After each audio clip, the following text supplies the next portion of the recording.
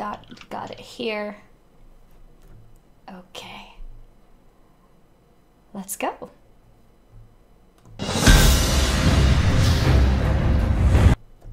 Hello everybody and welcome to Wowhead Weekly Show number 154. My name's Annie, or Annie Fuchsia. I'm a full-time Twitch streamer, and I play lots of World of Warcraft, as probably most of you guys as well. My co-host for the night is, as usual, the lovely Perculia. Hey everyone, I am the site director for Wowhead. I oversee all the news and guides and what features we put on the site. I really like the data mining and speculating on what comes next. And thanks for tuning in and watching the show, especially if you are on Wowhead's front page, refreshing it, trying to find the latest build information that just happens to be at the same time as the show this week. Yeah, that happens sometimes, especially when we go for the show being a little bit earlier. But it's okay. We'll handle it. If there's anything important, or if there's anything interesting in general, we'll just sort of push it into the show and just mention it to you guys. We'll just squeeze it in. What's special about tonight's show is that we have the first guest of 2018.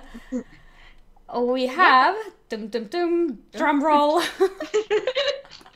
We have Nobbel hiding in the bush right there. Nobbel, hello Nobbel, how are you doing tonight? Hello everyone, live from the bushes, and apologies for no camera tonight. Unfortunately mine died on me, but at least you have like the beautiful art that looks way better than the real thing. Hey! But yeah, good evening everybody. Just as beautiful as the real thing, yes? You're like Khadgar's head floating in Dalaran, but it's Nobbel. Yeah, I actually love the picture. It looks really good. He's just chilling in Dalaran, guys. It's a bush in Dalaran specifically. Yep. And I would love to do like a massive intro, but you know, I'm just Nobbel. You know, I do lore videos. I'm just like Nobbel. I'm just Nobbel. Jon Snow, but Jon Snow doesn't know anything. You know everything, right? I wish. Well, we're gonna find out tonight, I suppose.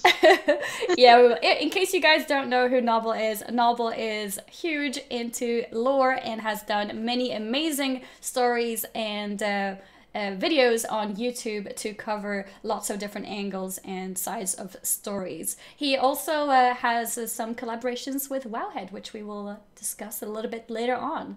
Yeah, he's a lot bigger than he makes himself to be. Let's put it like that. He's awesome. He is the lore master, exactly. Yeah, his stories are so in-depth and soothing, and WoW lore can be really confusing, and Nobbel makes it all easy to understand, and it's always really fun collaborating with him on the Chronicle on the Chronicle article this week, but the monthly ones we do on Wowhead, which we'll get to in a little bit. We were going to do a Nobbel spotlight at the start, but then this alpha build came with all this crazy stuff, so we wanted to cover that first, and then have a little segment where we get Nobbel's opinions on the alpha lore, and then discuss what, you know, is new in WoW this week besides the alpha stuff. If you can, by the way, could you add like a little bit of a blush to my image on the screen, because my face is all kinds of reds. Sorry, carry on, I interrupted. I'm really sorry. One sec, guys. I have... okay, this is awkward. Why you look like Annie. JK. I just got an alert, which is not supposed to be here. I have no idea how that happened. One sec. Oh, okay. As you're sorting that out, I can just remind people that we do a weekly giveaway on Wowhead if you're in Twitch chat. And this week's prize is if you're in the NA region and you win, you get a faction change code. And if you're in the EU region, you win, you can get a Twilight Luminous Star Seeker bundle. And the way to enter is by typing in chat the following keyword, Nobbel87. Thank you. Yeah, I apologize for that. My alert from my own personal alerts actually popped up here, or the sound to it for some reason. But I think it should be gone now. That's some sneaky people trying to offline resub, and so that's how it came up. But yeah, we're back. We should be good now. What is the alert sound, by the way? Is it something embarrassing? No, so luckily it was not something embarrassing, but it's still kind of weird. It's the Porter Robinson Shelter song, if you know that. Okay, it's a very nice song, so it's nothing to be embarrassed of in terms of song choice. Luckily. To mute it out on Wowhead. Yeah, no, nothing that needs to be muted. It's still PG-13. We're good. Yeah. Very family friendly. But yeah, where were we? Sorry, I got distracted. So we wanted to cover the new build quickly that popped up right before the show. I don't know if you can show any models on the screen as we're doing this, because there's some truly horrific ones that came in when we just went on the show that my coworkers are posting. But I see the updates. Yes, I see them here. Yes. I can try and get some of them in. So if you keep talking, I'll get some of these pictures live. All right. So the biggest update in this 26287 build is there are new mount models. We've learned what the Dark Iron Dwarf racial mount is. It is the Dark Iron Corehound with the flavor text, "You don't get dogs hotter than this." And it kind of looks like you took the Corehound and you just sort of squeezed it. It looks kind of skinny. So I'm not really sure what I think of this quite yet. But we also got the Dwarf Paladin Rams that were hinted at last week in the data mining, a gold variant for the regular dwarves, and then kind of a evil anvil fiery one for the Dark Iron ones. And there's also some speculation that because there are achievements now for the Dark Iron Dwarves and the Mag'har Orcs, that those races could be coming sooner than Kultiras and Zandalari. And I don't know, what do you think, Nobbel? Like, I think that it kind of makes lore sense if, Kultiras and Zandalari are directly related to Battle for Azeroth, but Mag'har and Dark Iron are just sort of like cool existing races already in, the Warcraft ecosystem. Yeah, it definitely makes sense. Like, we're going to go into the whole Battle for Azeroth area, and we're going to turn those Zandalari and Kultirans into allies. So to have the existing Mag'har and Dark Irons join before that could definitely work, yeah. Yep, so of course everyone's like, oh no, my trolls will be delayed, what do I do? But we don't know anything yet officially, this is just a speculating with data mining. We got a bunch of boop emotes, so it's like somber, you can just be like, boop, someone's nose. I know, super important, like, class tuning update. Yeah. Oh, okay. Yep.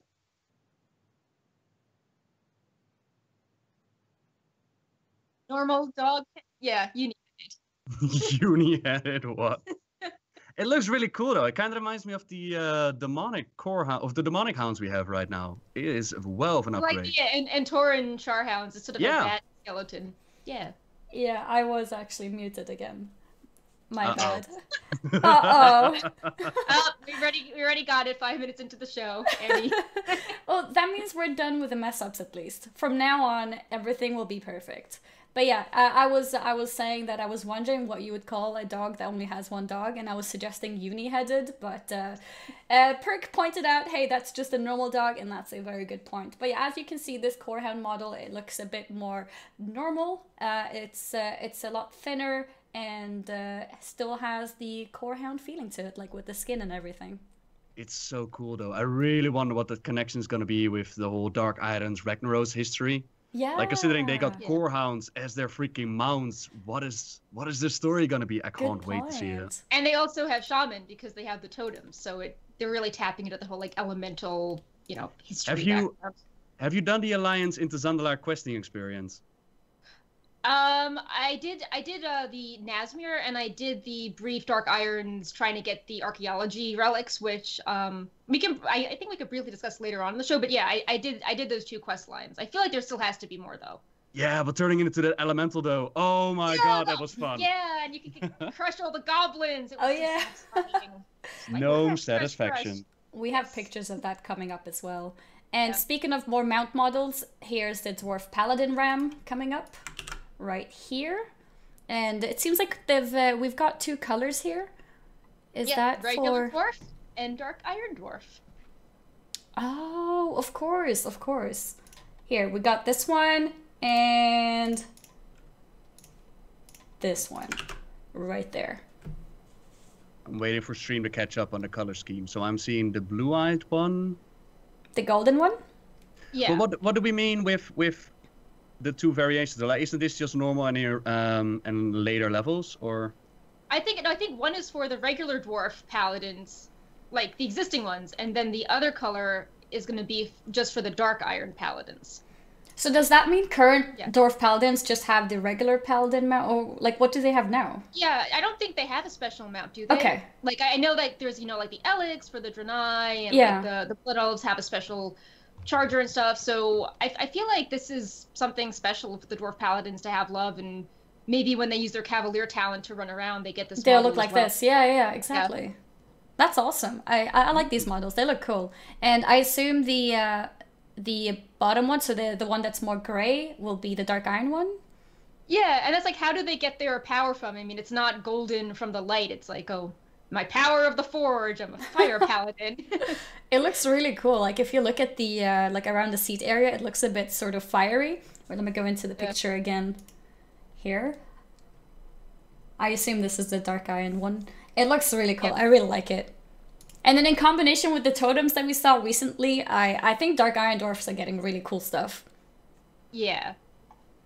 Yeah, that's like awesome. A fire paladin. I'm still hoping for my troll paladins though. I have not given up the dream. I want my Zendalari dinosaur. I want a T-Rex. I want a T-Rex so bad. Oh wow, that's a good point. It would be some kind of raptor. So cool. Yeah. Yeah. It would be like Razan, the Loa of Kings. Yeah. Are you gonna like little like Razan riding around? That would be so cool. Did you have more models you wanted to show, or should I talk about Uldir first as you pull more models up? I only got those for now. I see... Can you scare the scary juice bar man? Like, he's so scary. We should show him on the screen. I can talk about Uldir as you find him to show on the screen. The Beast Man? Yeah. Okay, got him. I'll have him in a minute, so you can go on. Okay. Just as a heads up, like what's happening right now, the reason why I'm a little bit distracted is because the new build just happened, so we're trying to get these pictures in. I'm literally like refreshing the page like every minute to make sure I have everything. So I'm getting these pictures for you guys as we're speaking about them. So that's why this part is a little bit shaky, but everything else is already pre-done. So you can go on. Weird if you guys were like, oh, I'm on the front page of Wowhead for the build, and why are they not even acknowledging the build? So we're trying to do our best to give you some updates from the build. Mm-hmm. And we'll probably be talking more about this next week. But yeah, so this was something Nobbel was pretty excited about when we were discussing the build before the show went live. Uldir has some new bosses, and we know about that because there are new mythic boss achievements for them. We thought previously that Uldir had 6 bosses, and now we are up to 8 bosses, including Zul. So that's pretty big. Yeah, it's really cool to see with his story as well. I expected him to be, I don't know, maybe coming in from the final zone and be dealt with then, but to at least see him in Uldir show up is really, really nice. At least he gets his spot to play there.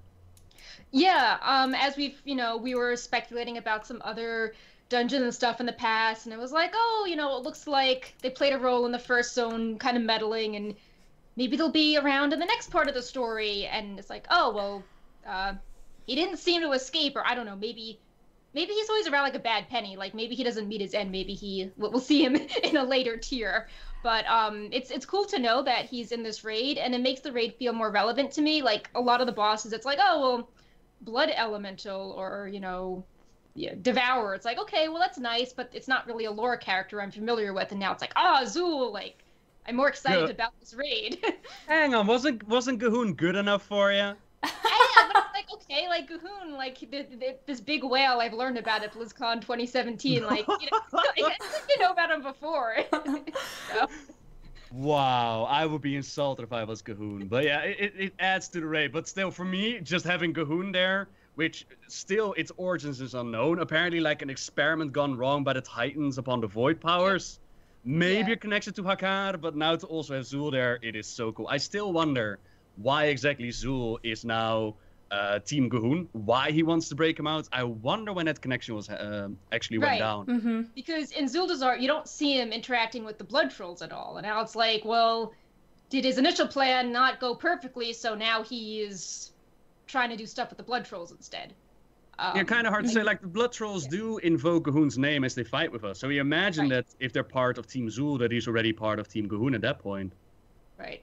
But when did it happen? And some are speculating. Like, if we look back at the Cataclysm trailer, where we have, like, Zul uniting the Troll tribes, you see, like, Hakar in the fire, right?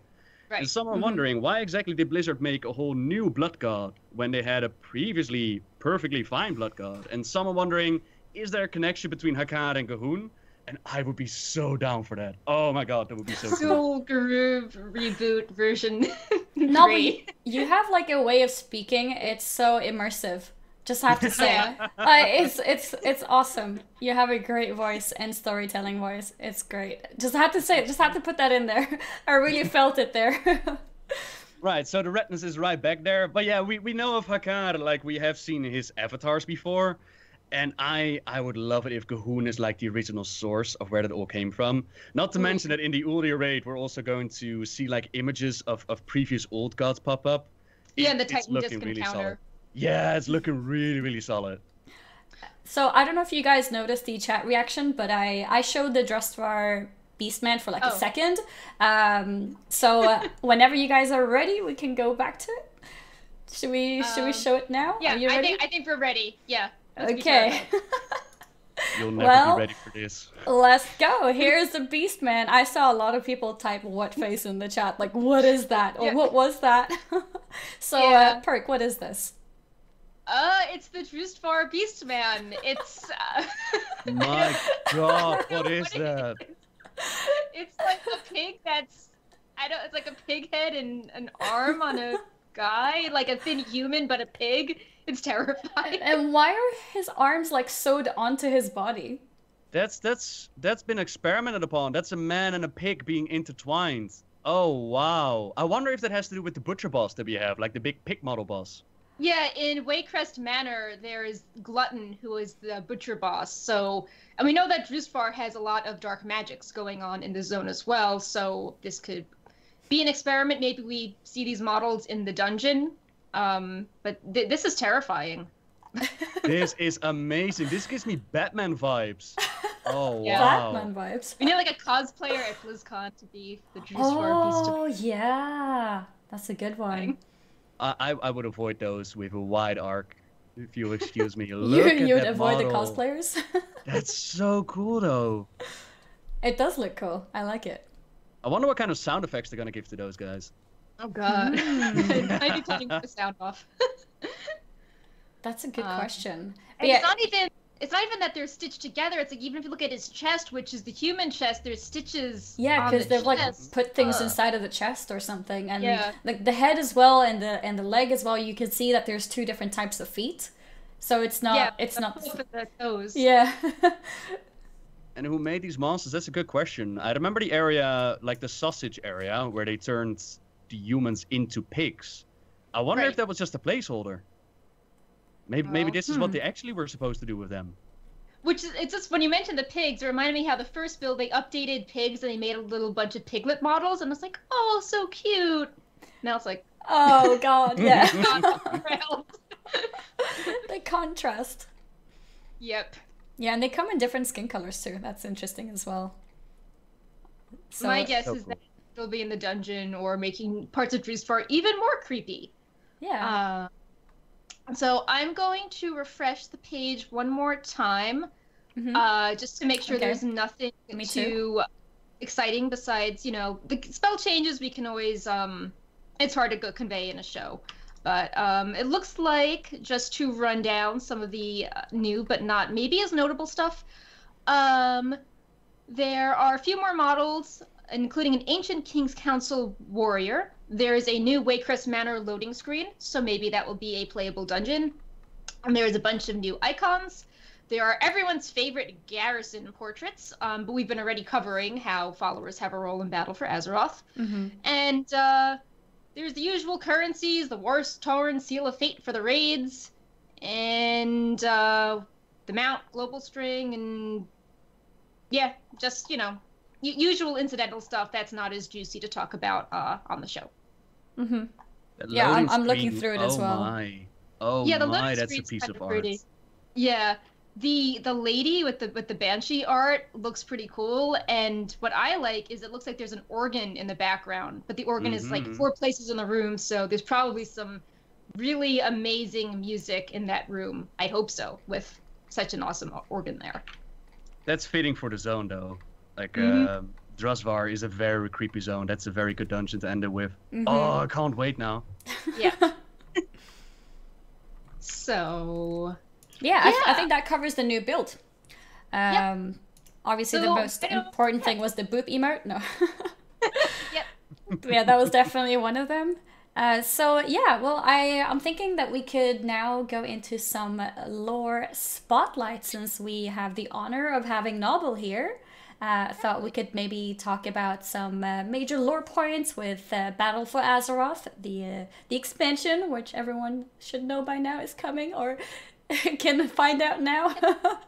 But yeah, Nobbel, so how do you feel about everything that's been sort of unveiled so far? Like, do you feel that the Horde or the Alliance has more engaging quest/story? Or how do you feel? What's your general feeling? Ooh, general feeling is, of course, new stuff. And I'm always excited about new stuff. That's always a good thing. Going back to the announcement of Battle for Azeroth, I was a little bit surprised that we actually went back to the whole Horde Alliance conflict. I put my money on the old gods showing up. Yeah, I thought that was going to be the start. Still show up. Yeah, I think they can still show up. Oh, they are. Without a doubt, they are. Like, this conflict is going to feed them, and we're going to go to them. But I expected it to be the start. Fair enough. Mainly because in Legion, like, the whole conflict between the Alliance and Horde has just not really been developed. We took some towers from each other, and that's about where it ended. Besides that, when it comes to the engagements and when it comes to the difference in storytelling right now, it's been the hip-hop happening about who gets the better storyline. And it's interesting, since in Legion, it was mainly class-based and not faction-based, right? You got different storylines, and now they're going back to where we once were. And you see history repeat itself, basically. Like, each individual will find this zone better or that zone better. For me personally, and keep in mind that this is based on alpha stuff, so it's not finished, and it's all very personal. But overall, I enjoyed the Horde experience a lot more than the Alliance one. That's, you know, Jurassic Park is, of course... Zandalar, yeah. Oh, man, that was just a treat to play through. Nashmir was amazing with Bonsandi and the Loa, and coming together against the old gods that is waiting in that raid for you. That's... Oh, it was such a pleasure to go through as well. And when I compare it to the Alliance side, what mainly stands out for me in Drusvar is that it's extremely repetitive. The storyline of you come to a village, the village is trouble with a witch, clear the witch, defend the village, and move on. That happens like 4 to 5 times. And I feel that is what slows the experience down. Questing-wise, the two that stand out for me is the creepy Graveyard Girl kit. That was really, really fun. And the Witch Trial.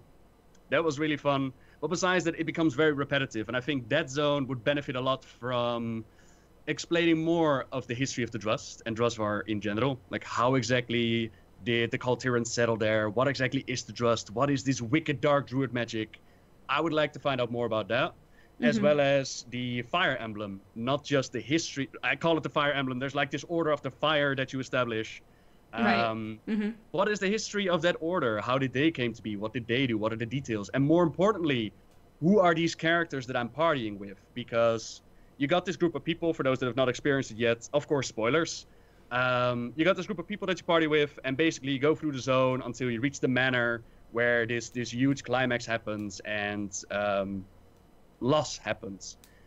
But I didn't care because I didn't know these characters. And I feel like they should invest more time in getting to know these people that you actually party with instead of 5 times doing the same thing. And I think that would definitely benefit the zone.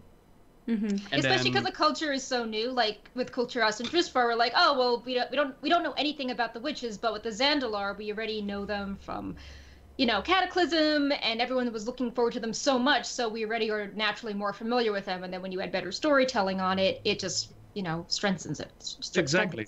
And there's definitely a little bit that explains, like, this is the history of the Drust and this is how they got there, but there can be done so much more. And I will give them credit for trying out something new, because the zone itself does try to establish something new, but it needs a bit of work. Even though Drusvar feels very, very finished, and that's pretty worrying. When it comes to Tidegard Sounds, the zone does not feel finished, in my opinion.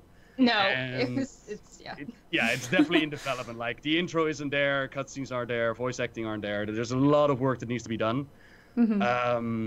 All the same, with what we have right now is I find Flynn a very cool character to play with. I really like how that whole storyline into the pirate faction and House Ashvane. Definitely a step up from Dusvar. I feel that that zone will benefit a lot more from explaining what was the impact of losing Admiral Dalen Proudmoore. What was the impact on Jaina's mother? How do they view the Alliance? What exactly is it that, you know, conflicts them of teaming up with us? What is that history been like? Because back in Warcraft 3, Jaina stepped to the side as Rexxar and the Horde, they went into Fedamore. They took care of business. And all of a sudden, Kaltiris is without a leader. What exactly happened there? And they give hints here and there, you know, trying to lead a country.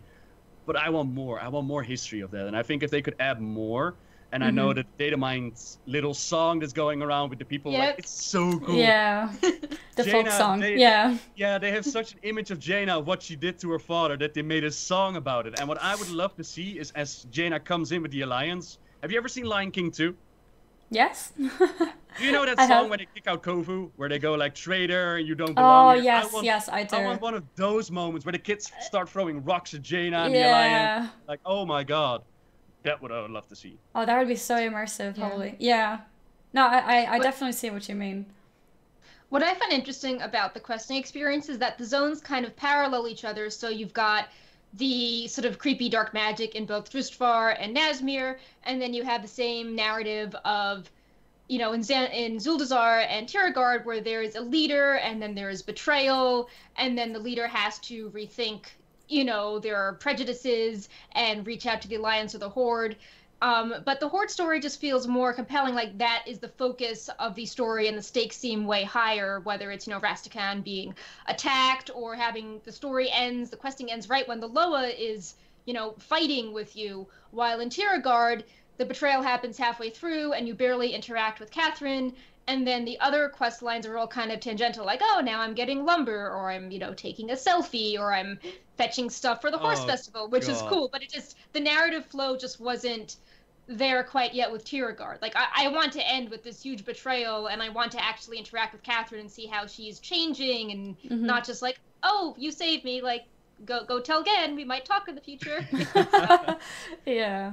Exactly, yeah. And when you mentioned like the side quest, like the one with the selfie cam, I was like, really, you wanna make a selfie cam quest after what you've done with the selfie cam? Like, really?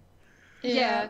Especially because you find that after the huge, what's meant to be the huge betrayal, so it's like, oh, well, I want to keep the narrative flow, not go back to collecting lumber and, you know, taking pictures for a hotel.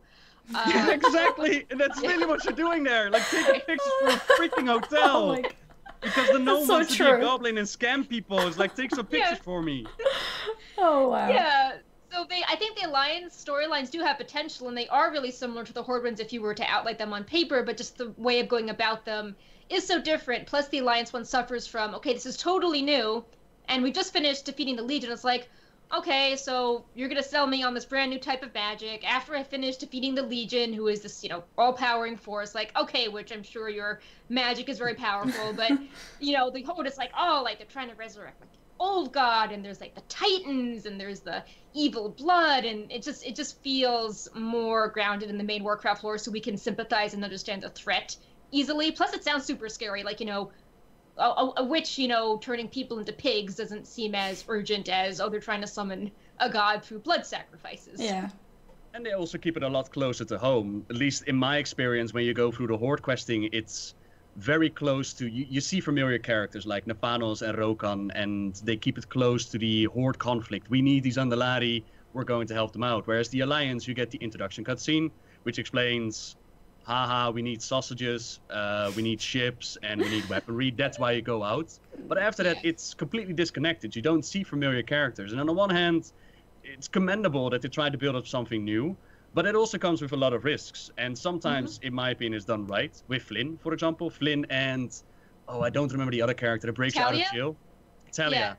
Yeah. Oh, the speculation on her being the daughter of Bolvar 4 Dragon is so juicy. So juicy. Especially because Catherine at the end was like, oh, you're like, you know, you were the young ward that was sent away. You've grown into a wonderful young lady. I'm like, whoa, like, where'd that come from? Yeah. Right? And then, like, your father was from there, your mother was from there. It's like, oh, please let this be a thing. It would be so cool. Yeah, they need more of that in the Alliance side just to get people hooked in. I feel. Yeah, they need more building blocks from the past, I think. And like I said, Drazvar is repetitive, and Tiragarde is not finished, or at least I hope not, and just needs a bit of work. But it's not all lost. There are definitely a couple of moments that stand out. I really enjoyed the Darkmoon Fair area in Tiragarde. That was a lot of fun. Yeah, if you are in the alpha, just to know, it's the Norrington Horse Festival, and there's like it's like a little fair, and you can do a little mini game to get a certain number of points. And I hope they expand that, so maybe at max level, if you get the points, you can get a cool pony or something for your reward. And that turtle, though, like, son, not too fast. Oh, it's out of control. Oh, I was laughing my butt off. Yeah. There's also a little Wildhammer camp, so people are like, oh, can we recruit the Wildhammer as an allied race? Because they're in Tiragarde teaching the cool Tiras humans how to use griffins. Oh yeah, and we got those tattoos to talk about as well about that. Yep. But yeah, that's for later. Yeah. But yeah, speaking of other like major lore points now with the Horde side, for example, with the story of Zul, actually, the story of Zul and how Kata and Pandaria set it up for the BFA story. Do you have any inputs or any thoughts about that novel? Ooh, it is interesting, but it's also very speculative. Yeah. Because I think that I'm not sure yet. Like either they're messing up or there's something missing. Like what we know about Zul is from Mr. Pandaria we learned that Zul foresaw the Cataclysm coming. He warned King Rastakhan. Rastakhan gave him a fleet, and he set sail and he started uniting the Isles in the Cataclysm. The Trolls in the Cataclysm. That flowed in the Zul group Zulaman remake, and eventually the Isle of Thunder Lei Shen Resurrection. And through his journeys, Zul picked up quite a few things. He learned from the Drakari how to devour the Loa and absorb their powers. He learned how to resurrect ancient kings, and on top of that also control them. Now, we don't know if that means mind control or if that means manipulation, but according to the Dungeon Journal, as we fight with the king that he's resurrecting, Dazar, it appears that Dazar is under his dark influence and his dark magics, and he is being controlled and not entirely happy about it either. Right. So that seems to be more of like a I control you kind of situation. So how does that reflect on Lei Shen, the Thunder King, and his actions in Mr. Pandaria? Was he under Zul's control, or, you know? And so he takes that knowledge, he comes back to Zandalar, and there we find out that some sources say that he was exiled instead of given this fleet. And some sources state that he was given the fleet. So it's like, when exactly did they exile him? What happened here? Where is that connection in the storyline? As well as apparent connection with Queen Azora. There are two notes that you find in the questing experience. One is directly signed by Azora, and the other doesn't have a name on it. It does mention infiltrating the Zanchuli Council, which kind of makes me doubt if it's actually Zul or not, because he was already part of the Zanchuli Council. But at the same time, it also mentions that like half of them will stand with them. And that's also something we see repeated in the questing experience with Zul. So it kind of appears that Zul and Azora are in league with each other. So what is Zul's endgame here? Besides resurrecting this ancient king, in the areas of the Horde side, we have 3 different seals. And those are keeping the presumed to be old god Gahun imprisoned within Uldir. 2 of them have already fallen, and the cool part is, if you check out Voldun and you check out Nashmir, you can actually see similar temples that have those seals on it, right? The rotating seal from Zandalar, but they stopped rotating. So that makes, the last one is standing inside of Zandalar, it's the capital city, and from Datamine Dialogue we know that eventually Zul is going to come back. He's going to come back with like this breaker, old god, empire, kind of deal, and he's going to try and seize the city. And Perk, you mentioned earlier like a comparison between the Alliance and Horde storyline, as in the Horde is dealing with Zul that's coming in to invade, and the Alliance has Ashvane that's trying to come and invade. And they're all that's a great parallel. Yeah, exactly. Yeah. And that's what's happening here. So how does that all connect to the old storyline of Zul? I have no idea. It's going to I thought it was pretty clever though, how it's like, Miss Pandaria, like, whoa, why are the trolls evil all of a sudden, and why are they with the Pandaren? And maybe they didn't want to retcon it. Maybe they were just like, okay, how do we tie all these ends together? But I think they did pretty well at tying together these things, which maybe didn't make sense over the expansions, and now they're part of the master plan. Well, I'm hoping that they're not going to mess it up, though, because we definitely have sources that are like, yeah, Rastakhan gave us the order to do this. We have journals that describe the Zandalar was indeed sinking into the waves. Now, you could say that those journals were written by trolls in order of Zul, so they were lying. But, you know, that's giving a spin to things, right? That's not exactly what they were telling us before. So I do hope that they're going to do it in a proper sense. It was cool to see, though, one of these trolls that was like, oh, yeah, remember when Zul predicted that we were going to sink? Well, we're still standing. We're Zandalari. We stand tall. Yeah. I thought it was cool how they tied the Wrath storyline where the Zandor did not have a presence and they were in, you know, Zuldrak, and then the Mist storyline, which at the time seemed to be, you know, focused on the Mogu and like, oh, Lei Shen. And now it's like, oh, well, like all of this was leading up to the story in Battle for Azeroth. So if Blizzard was actually planning it out, it wasn't just like happy coincidence that they could now tie this war together, that's pretty good planning. Yeah. I wonder if they were looking forward that long. Yeah, it's definitely cool how to see how they're going to incorporate all the stories and give a new twist to it. I do hope that they keep their lore straight and they do make it give it a sense to it all. Because again, you know, exiled or given the ships in order to do something, it's like two different storylines. Mm-hmm. And I'm curious to find out exactly how that all happened. And more importantly, like I mentioned at the beginning, when exactly did Zul change like that? Like, when exactly did he make the plan of replacing Rastakhan and go with Team Gahun? Like, when did that happen? And we don't really know yet at this point. We don't even know how he teamed up with Talanji to begin with. Like, where did that come from? Right. Mm-hmm. Curious to find out. Do you think some parts of the lore is purposely sort of given a little bit of a gap so that it can be filled in later? Like, in terms of, like, how the story unfolds later on? Like, we talked about how now the Cat of Pandaria, those lines are being tied together. We're understanding a bit more of what actually was going on. And then now we have some gaps with, like, the Alliance story with Drustvar, like you mentioned earlier. Do you think these gaps are there so that they can be filled in with more full stories once the full background story is, you know, properly put together? I don't think I would necessarily describe the story from Kata Mist as gaps in the story, because they were pretty wrapped up, right? We knew the story of the ships, they needed a new home, and they came back in. I think it's more, like we said, trying to incorporate what we knew from the past and give it a new twist, give it a new insight as to this is what actually was going on. Mm-hmm. Right. Fair enough, yeah. So, speaking, we just went over the Horde side, so thoughts on the Alliance equivalent, which is, you know, Ashvane and possibly being in league with Ashara. And we actually learned some stuff in the past build, implying that, no, she is not, you know, dead. She's not dead in the first dungeon. She maybe lives because she's no longer the final boss for the related dungeon. Yeah, that was really like we saw in the dungeon journal, they updated the name of the mod of the encounter. Mm-hmm. Yeah. And now they also added the model to it. Oh, I love that video that you uploaded, by the way. Yeah. Oh, that looks so cool. So soothing, but also creepy. Yeah, we have the model of that showing later on as well. Yeah. It's just beautiful. It's really, really cool to see. And yeah, when it comes to the whole Ashvane storyline, again, this is going to be massive spoilers. Do we do a spoiler tag, or are we fine, you think? I'm going to imagine that people know we're going to be talking about it forever, right? Yeah, I assume we're so discussing too, lore. since we are with you. No, what's this lore of the Burning Crusade? Nothing in Battle. Yeah, we're talking about lore from 10 years ago, guys. Yeah. Right. Yeah, go on. With the Tidegard sound, basically the idea is House Proudmoore, Jaina's mother, and in the past her father, they rule pretty much the entire region because they have the military, whereas House Ashvane has the money, right? Mm-hmm. But that's going to change. With the introduction of Azerite, Ashvane is working on getting that Azerite and weaponize it. She is getting allies in the form of pirates, in the form of apparently an allegiance with Azora. And they're going to try and overthrow House Proudmoore. Of course, we're going to do our best to prevent that.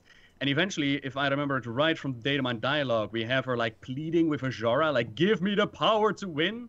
Something yeah. She's like, show me your power, and then she gets like some sort of tsunami or gigantic wave. So she's working with her, and she also works with the Freehold pirates. She gives them the ammunition made out of Azerite so they can do their attacks, and the idea is that they co-rule together. Mm-hmm. I also remember a dialogue where they were like, why should we help you? But I don't recall if it was Azora or just a random Naga that said that. Anyways, we know that there's going to be a Siege of Borellis. That's going to be a dungeon. And yeah, like you mentioned in the past, Lady Ashvane was the emboss of the dungeon. They now changed it with, I believe there's like a Kraken and there's a Giant, although that could very much be a temporary model. makes sense though, right? Yeah, they have giants with Naga. I think the new boss that was in the latest builds was called Behemoth. Was it Behemoth? Yeah, something like that. Something like that. Old god sounding. Yeah. Exactly. They're also going to drag you down to the deep, so you get like those delicious mind control creatures. The final zone. Oh man, I'm so curious. I'm also curious to see the scenario play out because we have the data mine text talking about how Ashvane influences Jaina's mother to exile her and to not work with the Alliance, and how Ashvane and Catherine were friends based on the losses they both suffered, you know, around the time of Dylan Proudmoore. So right now, there's just like sentences being like, you know, in this cutscene, X happens, so it'd be actually nice to see the interactions, you know, like show, not tell. Yeah, exactly. Like the idea behind it is both of them lost their husbands at Fedamore, and you know they blame Jaina. And it's also interesting since we don't really know where Jaina went mid Legion. Like in Dalaran, she just teleported out. She obviously was not in Kultiras like everyone thought. Yeah. Exactly. Or maybe because her clothes did change. Maybe she didn't go home. She just went to a different area of Kultiras where now once again she's hiding out, and we need to track her down. That could also be an option. Yep. Maybe in a zone that's not yet open. Yeah. We haven't found her anywhere else. I was so jealous of you guys. I saw that quest line. You had like Jaina on the ship, and the only way to reach her was like on a demon hunter. Yeah, I spent a solid hour trying to get some sort of way on getting on the ship. I finally figure out Noggin Fogger Elixir. I go and pick it up. I come back, ship is phased out, and I'm like, no. Missed it. Yeah. Feels bad. Jelly. But yeah, that's on the Tidegard side, Azora and the Kraken and all that. And you also get a very, very small taste of the final zone that still needs to be up for testing. I don't even know the name from the top of my head. Do you guys know it? Storm Song Valley. Right, and basically Storm Song Valley is where they have like these priests that are very much in connection with the ocean. But as you know, the ocean has some darkness in it. We see mind control creatures in the harbor. And we're going to find out, like, what exactly happened with them. Why are they stalling the fleet? Why can't we have our little boats? And that would be the fight, so. There's the monastery in Borealis with the sea priests, and they're pretty angry, and they've got some tentacles all over their buildings, so that's kind of ominous. And I think the dungeon journal related to that also has an old god-sounding creature at the end of it as well. So hopefully we can see that soon. Maybe I'll write an article about that. Didn't we get like new models with them as well, or did I? Yeah, the faceless ones, they got updated models. And this build has something called a Blood Abomination that's new as well. This build has so many pleasant models in it. Blood Abomination. Very pleasant. Me? Yeah. Yep. Yep. So. Blood Abomination. I'm just checking out the Wowhead Twitter. Like, where can we find the Blood Abomination? It's on the same page as the other things with the new build. Ew, right. Oh, it's not all tweeted out. It's a page, of course. I was just clicking individual pictures. Here, I'm gonna quickly show it to people on stream as well. Yeah. Oh, it looks like they used the male Waycrest model, that's zombie type, only they bloodified it. Yeah, I believe they used the icky stuff on its shoulders as the Troll Undead model from last build too. Titan female?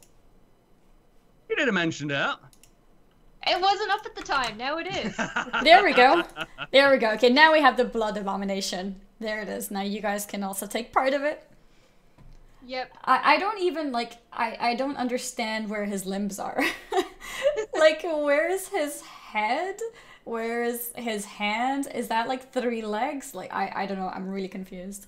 It's in places you don't want to look. Yeah. Oh, man, that's a beauty. His mouth is, like, on his stomach? I don't know. Yeah. I guess in the thing of completeness, we also have a water elemental boss from Storm Song, which is the monastery we were just talking about. The Storm Song, the group that controls the sea that's evil. And we've got an Ancient King's Council warrior that, I don't know, kind of looks like a paladin type to me. Here's the... Oops, I need to switch off these. Is that like a male version of the female blood trolls that we've seen so far? The Ancient Kings one? I mean, the chest piece, like, looks like a female chest piece. The way the purple is on it. And it seems to have hips. Guys can have hips. What is this? I have hips. Oh. What was the second thing that you mentioned after the water elemental? I showed that already. Titan female Nazmir and Ancient King Council warrior. I see it. I'll show that as well. Right here. So as we mentioned, these things were updated as we started the show, so that's why these were not added beforehand, and I'm sort of manually trying to bring them in so you guys can take part of them, so you guys know what we're talking about. So yeah, this is the Titan female Nazmir. You're doing a great job. Oh, thank you. Thank you, Perk. So what has your experience been with the Battle for Azeroth so far? What do you think about it? Especially with the whole Alliance Horde thing going on. Do you want to go first, Danny? Because I've been interjecting more with Nobbel, so you can go first. I'm really excited for it. Like I've always been an Alliance player, but honestly, seeing all this Zendalaris stuff has made me really interested in the Horde, like a gameplay part of it as well, or the Horde stories in general as well.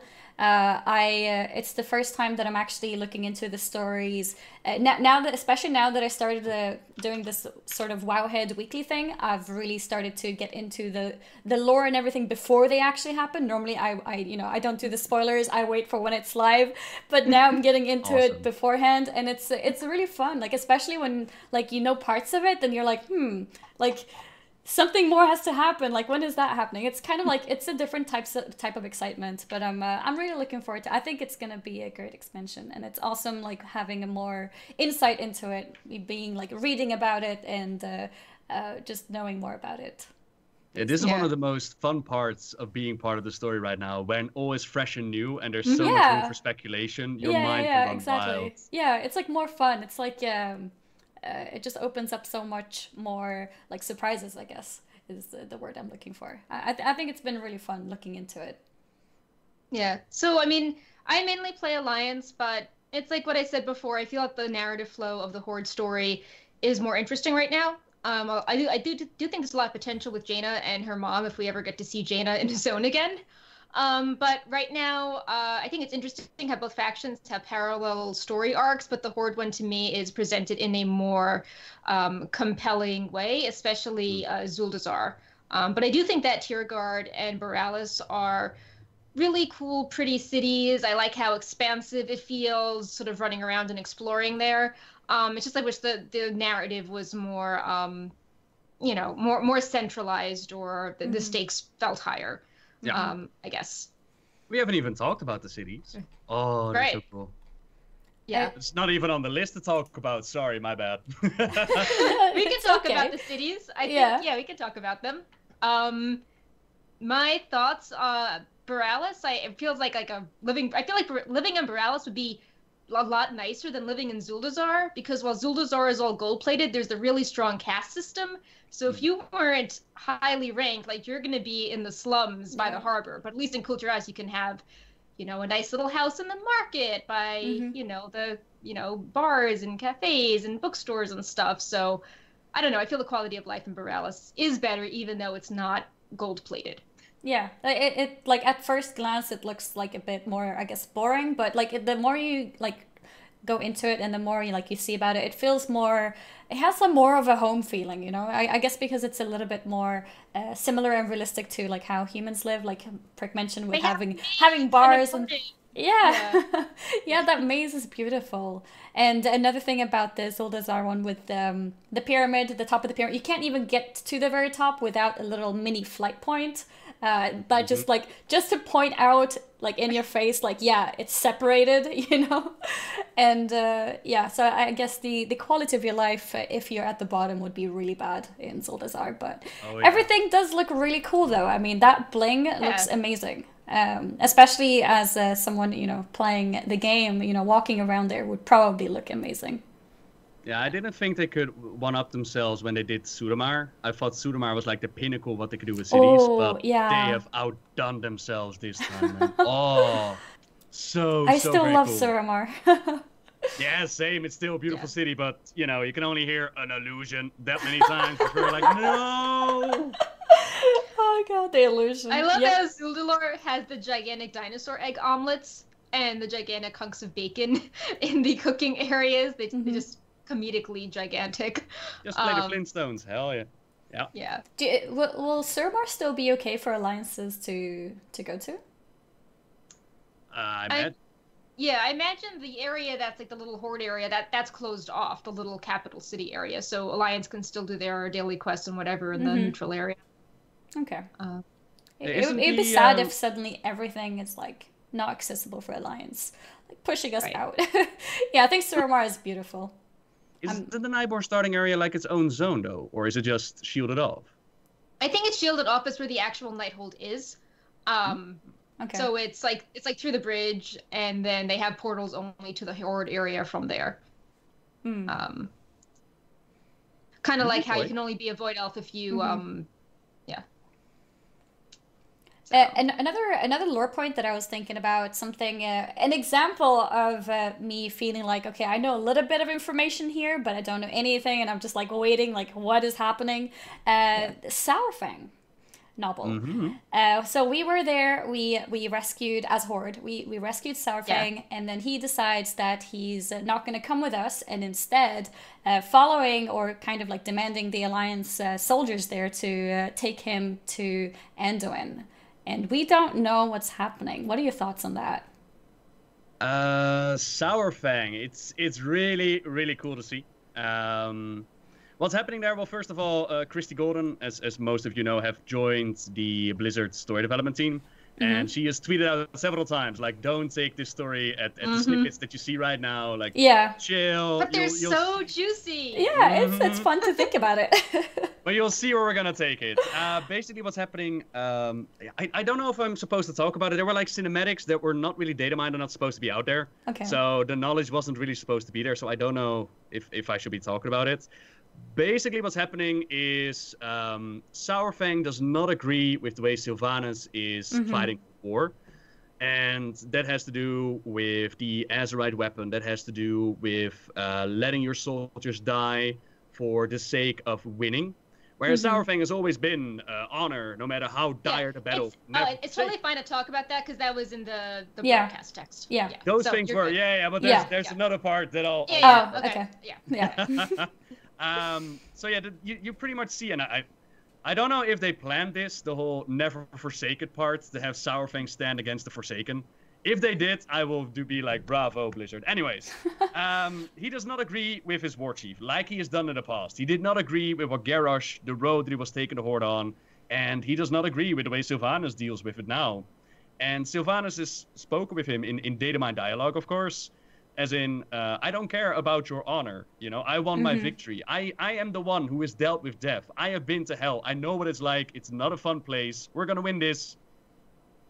I don't care about your honor. Whereas Sourfang is, you know, no matter how dire the battle. So what happens is, he ends up in the stockades, we break him out, and he tells the troops, like, are you ordered to bring me back? Are you gonna do something about it? Like, no, that wasn't part of the plan. We're not here for you. So he goes to talk with Anduin. And then what happens is anyone's guess. Personally, I wonder if he's going to be part of bringing the Magar into the Horde. But then you gotta wonder, like, why would someone like Sourfang bring more troops to a faction that he does not agree with? Like, is he ready to overwhelm it with honor or something? Like, did you hear our crazy speculation? Yeah, look at these orcs. These are honorable ones. Here's Sylvanas. This is my crew. Did you hear about the crazy speculation of maybe he was gonna bring the Magar orcs to the Alliance? That was speculating until the orc dialogue. Like, oh, well, they're in Orgrimmar. We like Orgrimmar. But that happened in one stream. It was amazing to see. I know the specific video that was released that upped the idea. First, it started off with, hey, Nobbel, have you seen this video? Then it became, have you seen this idea, this theory? And then it was controversy, all in the span of 4 hours. I was like, wow. Wow. Yeah. But... So, of course, the latest build, they added, it was suspicious dialogue, like, make sure you know the difference between loyalty and honor, and pray you never have to choose, you know, you're not going to take me back to the war chief, I will never return to her horde, and everyone's like, oh, like, maybe now the Magar orcs won't join the Alliance, but Sourfang will join the Alliance. Yeah. Like, he's not going back. And as I told them back then, like, anything's possible. When it comes to the allied races, Blizzard can go as nuts as they want. But at the core, it's always been humans versus orcs. So if they did it for the memes, I would have laughed my ass off. But I highly doubted it. And as it turns out, that's not the case. Yeah. Yeah, that's kind of like the thought that we had as well. The route is definitely human versus orcs. So it would feel very strange if suddenly we had orcs running around in Stormwind. Despite them walking upwards like men right now, they're still orcs, you know. It's that conflict, and especially in the expansion where they're bringing it back to the conflict again. Yeah. And isn't the art for the expansion as well, like the human face and the orc face? Yeah. I do think it's interesting how they keep adding these really juicy things in the broadcast text, and it happens every week. So it's like, are they just putting this in there to mess with us, or? Like, is some of this true? Like, is Sourfang actually annoyed with the Horde, or is this just, we'll just throw in different lines every week? So maybe today we'll get a line where he's like, I love Sylvanas, I'll give you my lovely charm bracelet. But it's really interesting how people can just read so much into the broadcast text and Blizzard keeps giving it to us. And again, that's the fun part. Like, you create your own hype, but again, the sky is the limit. And imagine orcs actually being part of the alliance. The controversy, the forums. Yeah, it would be crazy. So just for that would be amazing. But what are they going to do with Sourfang? I really hope that we're not going to see a repeat of the Mr. Pandaria storyline. And even though all the signs seem to be pointed towards that, again, we have tweets saying, like, calm down, you don't know the full story. But that's what we're working with right now. And it seems to be a question of honor versus victory. And I find it amazing to see that we have two very loyal fan bases. Like, Sylvanas has a lot of followers, Sourfang has a lot of followers, and they're pitched against each other. And it's so cool to see. It is really cool to see. Yeah, I think that's one of the best examples of the excitement that I feel, like, looking into the stuff before it's actually happening on the live game. I think it's awesome. Yeah, I love speculating, especially because I have all these resources to deal with, you know, the broadcast text and the models, and I can dig into it more and make all these theories so people can, you know, discuss it on their streams and videos. So that's the most fun for me. And I've been loving those articles as well. It's like really cool to see. See, now it's my time to compliment. Right. Yeah. Oh, thank you. No more blushing. Yeah, I'll add the red on Perk's face now instead. But yeah, speaking of articles, for people who may not know, Nobbel and I don't think we mentioned this earlier. Nobbel and Wowhead has a monthly collaboration together, and it is Perk and well, mainly Perk. I think it's mainly Perk who is working on this. And what they do is they decide on some kind of a topic, which this month is the story of the Zandalari trolls, and they look into the topic from different angles and they fill it in like with the help of each other. And the article is up on the Wowhead website if you're interested in having a very interesting read. I think it's awesome that you guys giveaway. Is there a giveaway on there? Oh yeah, there is. That's a good point. There is a giveaway. Go to the article right now. Leave a comment down below, and you have a chance of winning Chronicles Volume 3. There you go. There you go. Chronicles Volume 3. But you should also actually read the article. Yeah, you should read the article. Yeah, your comment has to be about the article. Yeah, the Chronicle Volume 3 is coming out. Is it March 27th? Yep. So. And it will cover like Warcraft 3 up through Cataclysm, I think. Correct. Yes. Yeah. So yeah, there's that. Even more reason to click your way through and find the article and read it all. Yep. I think it's stickied in Wowhead's giveaway channel if you want to navigate to that quickly. And that article, it has been the one that I've worked on the most. It's taken my top spot on video that's taken the most time to work on. And it was so much fun to... We were talking about the city of Zandalad and how it's all built up in a caste system. And it's so cool to see the city reflect society. And you don't really appreciate it until you understand, like, oh, this is how the Zandalari works. So nice. It's also really sad how they did well at the start, and then they built their city, and whenever they go out, they kind of keep losing. Like, it's like, oh, you know, we got pushed back against the Blood Elves, and then the Goblins took us over, and then, like, Sulgurb wasn't good, and then Mr. Pandaria wasn't good, and then the Night Elves, like, exiled us, and it's just, like, They can't They really just catch a break. can't win. But their city looks so cool. Their city like exudes this It aura of does. winning. Yeah. And maybe that So explains true. why, like, oh, that now it makes sense why it's falling apart, because hey, they're actually not that successful and stable after all. They were just sort of there at the start. Focusing on the wrong things. Yeah. I mean, the trolls, their entire history is really pretty much going back to where they were. And when you have a world that's changing, new powers, new races, at some point you gotta wake up and smell the coffee and realize, like, this is not the same world anymore.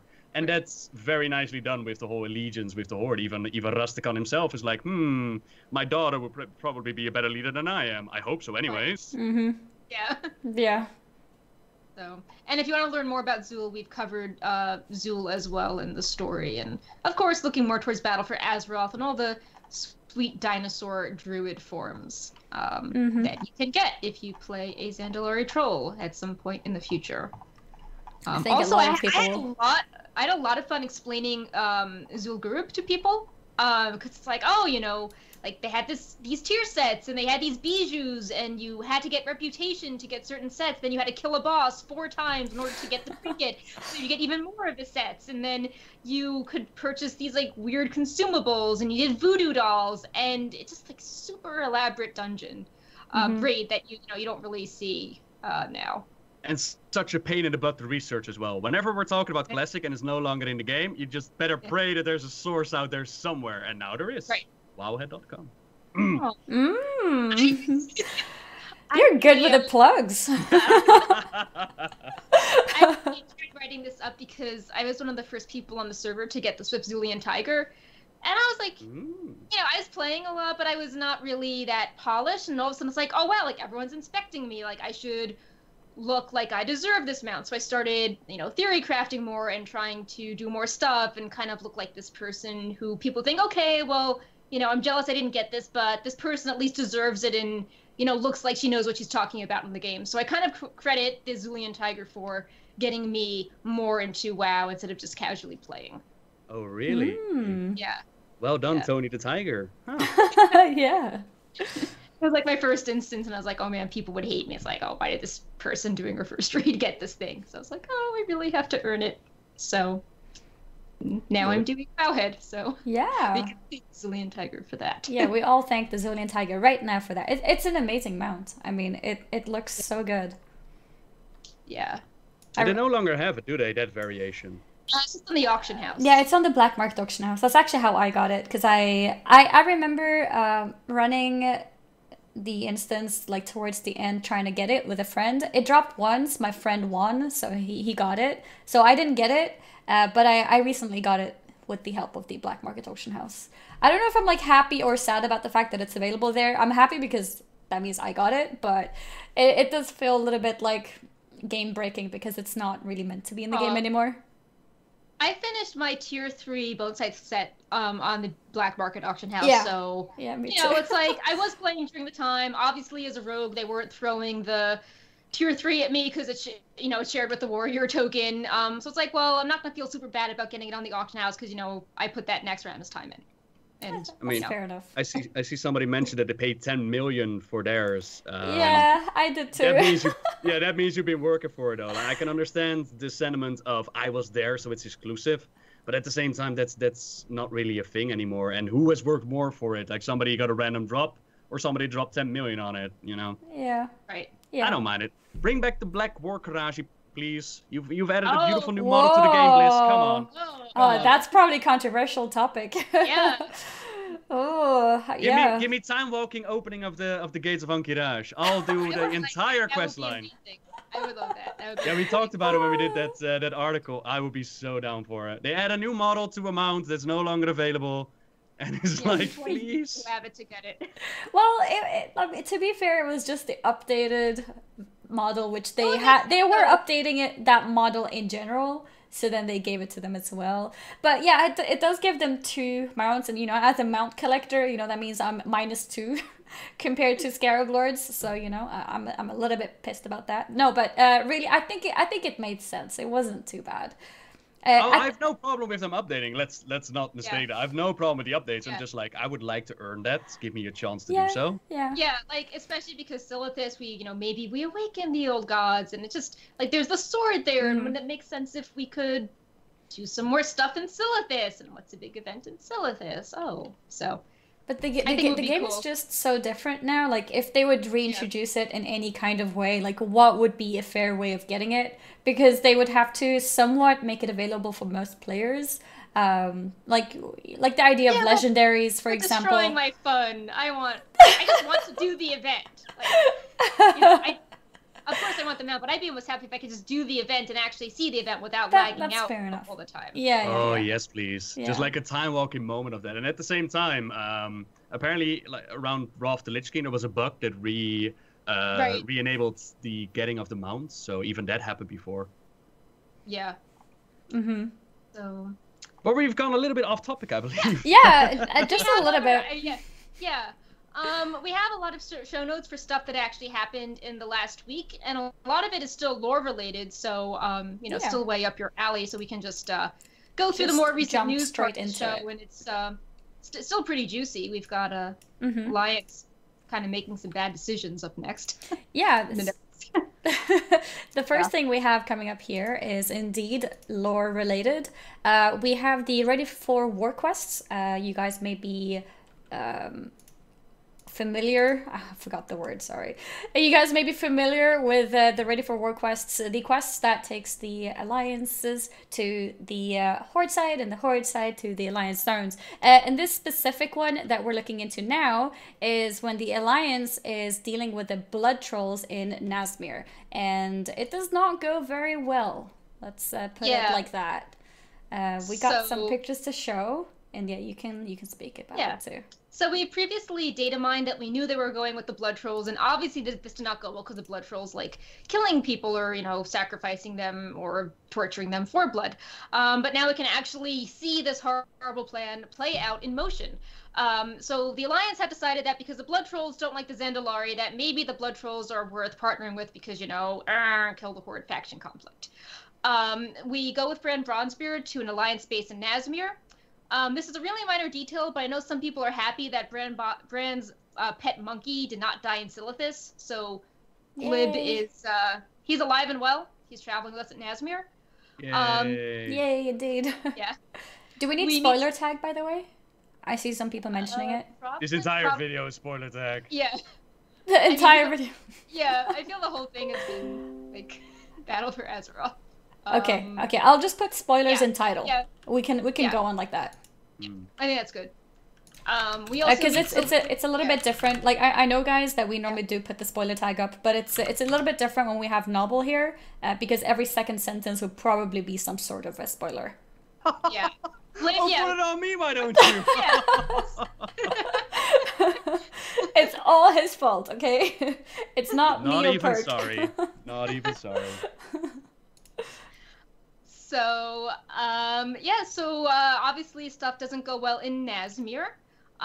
We quickly realize that the Alliance soldiers are being sacrificed to the Blood God, and then we end up almost being sacrificed to the Blood God because Captain Conrad, who we thought we had to rescue, has been, I don't know if she was brainwashed or she was always a double agent, but she has decided to help the Blood Trolls, which means trying to destroy us. Yeah. And it's really creepy how she's just like, in the middle of the whole process, and it's like, what, do you not approve? And we're there like, wait, what? What's happening? Are we being sacrificed? She looked at the blood trolls and thought to herself, that's a very, very sweet deal. I want in on this. So she took on that power. Yep. So that did not go well, so we deal with her and we escape. And, that was a pretty bad move on the Alliance's part. Pretty poor judgment there. Yep. But luckily we came out alive. At least we take care of it once we find out what's going on there. It's not like the entirety of the Alliance is behind the plan of yay blood trolls. It was more so this one camp is like, what are you up to? Yeah, but like Brand Bronzebeard is just like, oh, this is fun. And it's like, I don't think this is fun. Yeah, he's become a lot more violent instead of archaeology. I mean, he is a dwarf after all. Right. Some things that stood out. Apparently, there's a quest in Howling Fjord where you deal with this guy that's obsessed with blood elves. I have personally never done this quest line before. Oh yeah, Silvermoon Harry. Mm-hmm. Right? He makes a return. People were very excited about that. Yeah, apparently he thought he was gonna work with blood elves, and then they turned out to be blood trolls. Yeah, when you click on him, he's like, I don't know why I'm here. I wanted to work with the blood elves. Yeah. Yeah, they mentioned blood. You know, as soon as I heard the wind, I was done. It's blood. I'm off. And I've actually been wondering about it. A lot of people have been asking as well, like, when exactly does this take place on the timeline? Do you know if these quest lines are meant for max level, or are they? I believe they're meant for max level. I was able to access them just because when I did that weird Jaina quest in the city phase, and then this boat opened up, and I could then quest. They're also meant for max level because they're tied to the new champions and missions and war resources currency in Battle for Azeroth. That's interesting because, like, when I made a new character, I could just get the quest lines. So even my freshly made character could get one. And we were trying to figure out, like, when exactly does this take place on the timeline? We see the Blood Trolls working with their Blood God. And this could be after the Horde already killed it, so they're trying to resurrect it. Or it could be the moment of bringing it into the world to begin with. Then if you look at the Temple of Uldir, you can actually see that massive boss on top of it. Whereas during the Horde questing experience, they actually shoot a hole in the temple and it falls down. So I was wondering if that's like a phasing problem or if that's meant to play out before the Horde gets there. Especially since we have this blood troll activity. Interesting. I mean, the Alliance and Horde scenarios are obviously done at different points, where the Horde is done way before the Alliance, you know, as the Horde has things escape, and then the Alliance are like, oh no, they escaped, like, we need to retaliate. So it is interesting putting the timeline together. That is a good point. Nazmir, when also I quested, there was kind of unfinished, so maybe, I don't know, maybe stuff has changed as to how the environment is meant to look, or I don't know, maybe they have blood god powers, so they rebuild the thing we shot a hole in, maybe we didn't do anything. And now they have a new shiny thing at the top of their temple. Yeah, right. Yeah. So is this what they meant with you are going to go to the other side and quest it there as well? So it's purely max level. Okay. That could also explain why the quest line isn't that in depth. You know, like it sets up some flavor, and then maybe you can unlock your champion and mission stuff. But you know, if this was like it's not an alternate questing experience as you level, because it's way shorter than, you know, actually questing on your home continent. This is just meant to get you up to speed on what the other enemy faction has been doing. That's interesting when we look at Zuldazar though, because that doesn't explain anything. Yeah, that was really weird. There's a data mine quest that talks about the Alliance doing an attack on Zuldazar, but that's not available yet, and I wonder if that's more of the story. But it's basically we attack them, and then Talanji's like, oh no, and her and Athanos have a counterattack against the Alliance fleet. So I think maybe that will be coming in a future build, but right now Zuldazar is pretty lighthearted. You just like fight over archaeology things and you murder some goblins, which was kind of satisfying. It was really satisfying, actually. I don't like goblins because of how they took over Ashara, and they're just like small and like which is annoying. So it was really satisfying just turn into like a molten elemental and roll over all of them. Apparently nobody likes goblins, even the Horde themselves don't like them. And those screams, that little detail of adding the screams to it all was just mwah. Here, I've got the picture of the big elemental ball going over all the goblins. Oh yeah, the pic of the John J. Kashan also making a reappearance. Doesn't do anything at all. He just shows up and then he's gone. It's beautiful. Yeah. And again, when trying to figure out the time period, like this questing experience that we get in Zuldazar, it's pretty much a copy-paste of what we see on the Horde side. Only the Horde goes after the Eye artifacts, which they steal from the Dark Island Wars. So when I got there, I was like, oh cool, we're going to get the Eye, and the Horde's going to take it away from us. But the Alliance actually goes after the Breath, and... Considering that we wipe out so many goblins and we pretty much take over the campsite, I imagined that the Dark Island showed up first, they take over, and then the Horde comes in. But if it's max level content, that doesn't really flow well. Right, and as you're questing in Zuldazar, just on your Horde character, you can just hop over and start doing the Nightborn archaeology stuff at any level, but, you know, earlier than max level. Exactly, yeah. So, yeah. As a side note, I really enjoy how in the Nightborn archaeology camp, they have one of the Trilliax contracts holding a palm leaf. to use as shade for the Nightborn that don't like being in the jungle. I think there is a picture of that. Use. Yeah. That's a creative repurposing use. That one was beautiful, as well as did you mean to transport the corpse? That's pretty brutal. That's sending a heart signal. It's like, yeah, it's completely intentional teleportation right there. Yep. So, yeah, I mean, obviously there's going to be Vol'dun quest coming, and hopefully a more meteor part in Zuldazar where we have the fleets clash against each other. But you know, it's a start. Definitely some good points as to when does this actually take place. Because it would be strange if Alliance max level is before, you know, Horde low level stuff. That would be a little jarring. I found the leaf. To say the least. I found it. Yeah, the picture's showing now. There it is. Yeah. Got it. I just saw the Dark Islands fly by as well. I think I'm gonna really enjoy the new Dark Islands. Their humor, their dialogue is savage. Yeah. So savage, and it's so cool. Yeah, I love them too. And like the more things I see of the Dark Iron Dwarves, I just feel like, oh wow. Like dwarves are actually really cool. Now everyone's gonna be offended. No, I mean I've always been like sticking to human because, you know, contrary to popular belief, I'm a human. So I like, yeah, really, I like staying as something that I can feel is me in a way. I guess it's a part of role playing. Like when you play a game, I like playing something that I can relate to in a way. And so I stick to playing a human, but I really find these Dark Iron Dwarfs really cool. Like their totems, their mount now that we have as well, the eyes that they have, and then, yeah, more of the customization that we're going to see soon. Yeah, a transition. What we just were the next topic. Yeah, the next topic. Face tattoos. Face tattoos. Which right I did not here. expect because that's a more Wildhammer thing. But apparently we've got Dark Iron ones and they look very fitting for Dark Irons. I really like the Furiosa tattoo one. That one looks awesome. Oh, I've never seen those before. Man, that looks awesome. They do look really awesome. Look at that especially fire with the eyes. Yeah. Yeah. I am so curious how that storyline's gonna play out. Oh, if we get like flashbacks dealing with Ragnaros and the enslavement. Oh man. Yes, please.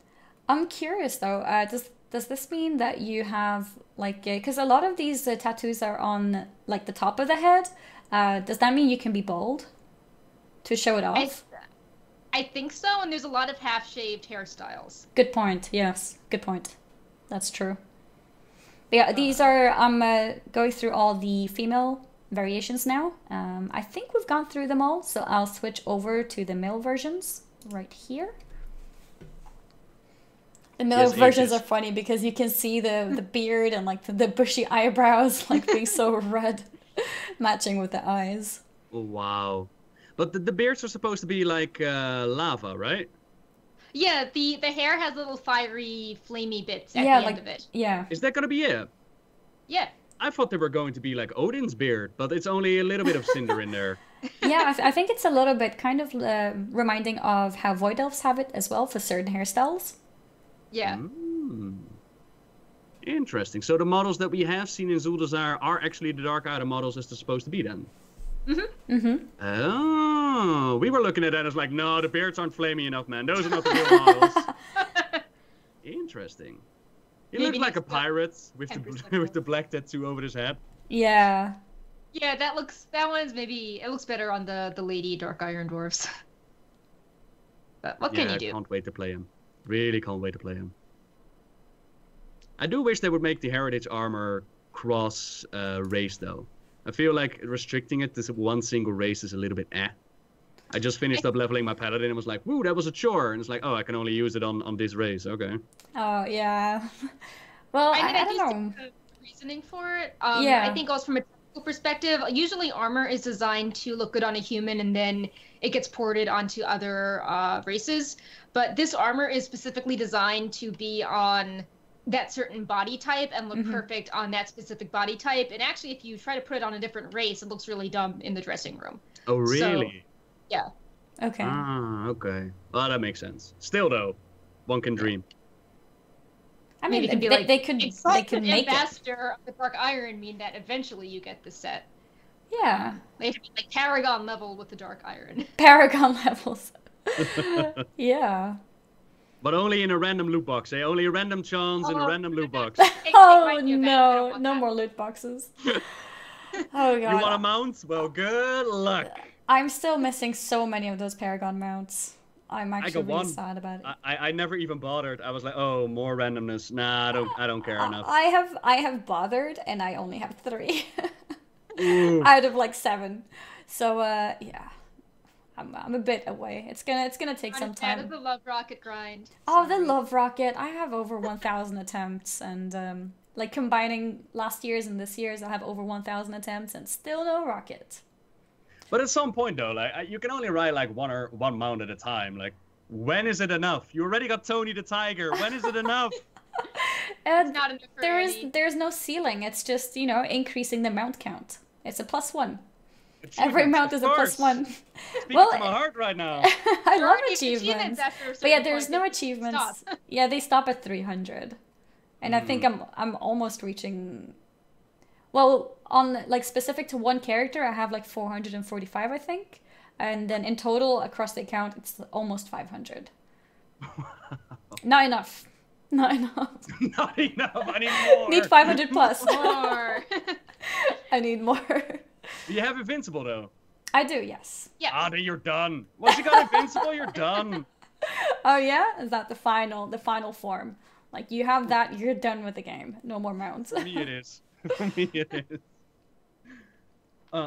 Yeah, so something we mentioned last week in terms of character customization was the Vulpera fur markings. As you guys may remember, they had different markings that were in the forms of spots and also some lines and similar. These are now available in the dressing room. And that means that you guys can play around with them in case you were interested. There were lots of different colors and like stripes and dots as mentioned, and beforehand you were not able to play around with them, but now you can. So just a little update out there. If you wanna check it out, you can. Yep. So and that about go ahead. Sorry. Yeah, and I was gonna say, and that covers the character customization for the night. But what were you gonna say, Perk? I was gonna say the exact same thing. Okay. Yeah. Great minds think alike, right? That's what they say. Yep. I'll be here in my bush. So what do you think about the Vulpera as an allied race then? Is it gonna happen? I think it's gonna happen. I think yes. I think there's too much pointing towards it. Too many details, too many like the detailed animations and so many different color variations and everything is definitely pointing towards them being an allied race. What do I think of them? And the buzzard, like the animations that are so detailed, and them having like a mount. It's like, well, you're gonna have a lot of culture background here. So yeah. And what so unless it's gonna be a really, really important little faction somewhere that has Vulperas, which no, I think it's gonna be an allied race. What faction? Honestly, it's hard to say. I think if they're gonna be like one-sided, it's probably gonna be alliance. It feels like because they kind of like remind of like goblins with like their small sort of like bodies, and it feels like it would be fitting for them to be alliance, but I could also see them being like a neutral race, kind of like pandas or Pandarans. Sorry, I'm sorry. Don't kill me. Yeah, but Pandarans. Has the internet hurt you before? Like, wow. But yeah, what do you think, Nobbel? I think neutral sounds about right. I was wondering about itself. If we're thinking about which faction, we already have the Worgen on the Alliance side, so that means that those are the fan base is there. But at the same time, like the furry fan base. The furry fan base, indeed, like those that want to be the animal and the beast. And when we're talking about models, like we have goblins, we have gnomes, so that is not really a deciding factor. Yeah. And I think that they are just too loved. I think too many people want them. Yeah. Well, too many. A lot of people hate them too. But yeah, it's a good point. I mean, a lot of people do love them because they are really, really cute. I could definitely see them as a neutral race as well. Well, if they hate them on behalf of the Alliance, I'll gladly welcome them. We can always use more of them. Come on in. Come on in. I mean, yeah, I'm in the camp of that. I think that they could be Alliance because we have, the Void Elves, or like the Alliance Blood Elves, and the Nightborn are similar to the Night Elves, and the Volpera are similar, not the same, but similar to the goblins, and the goblins are already Horde. So I think having them be Alliance can make sense, just from like a model balance perspective. Mm. Yeah. Still though, those cute animations of sleeping and waking up, like, oh, they're adorable. Yeah, no, I think if they are one-sided, I think it'll definitely be Alliance, but could be neutral too. I love that stream delay, like the collective. Like 10 seconds later. Who gets Volpera and can they be druids? It's like, wow, now we're suddenly into like what would a Volpera druid look like territory. Oh wow.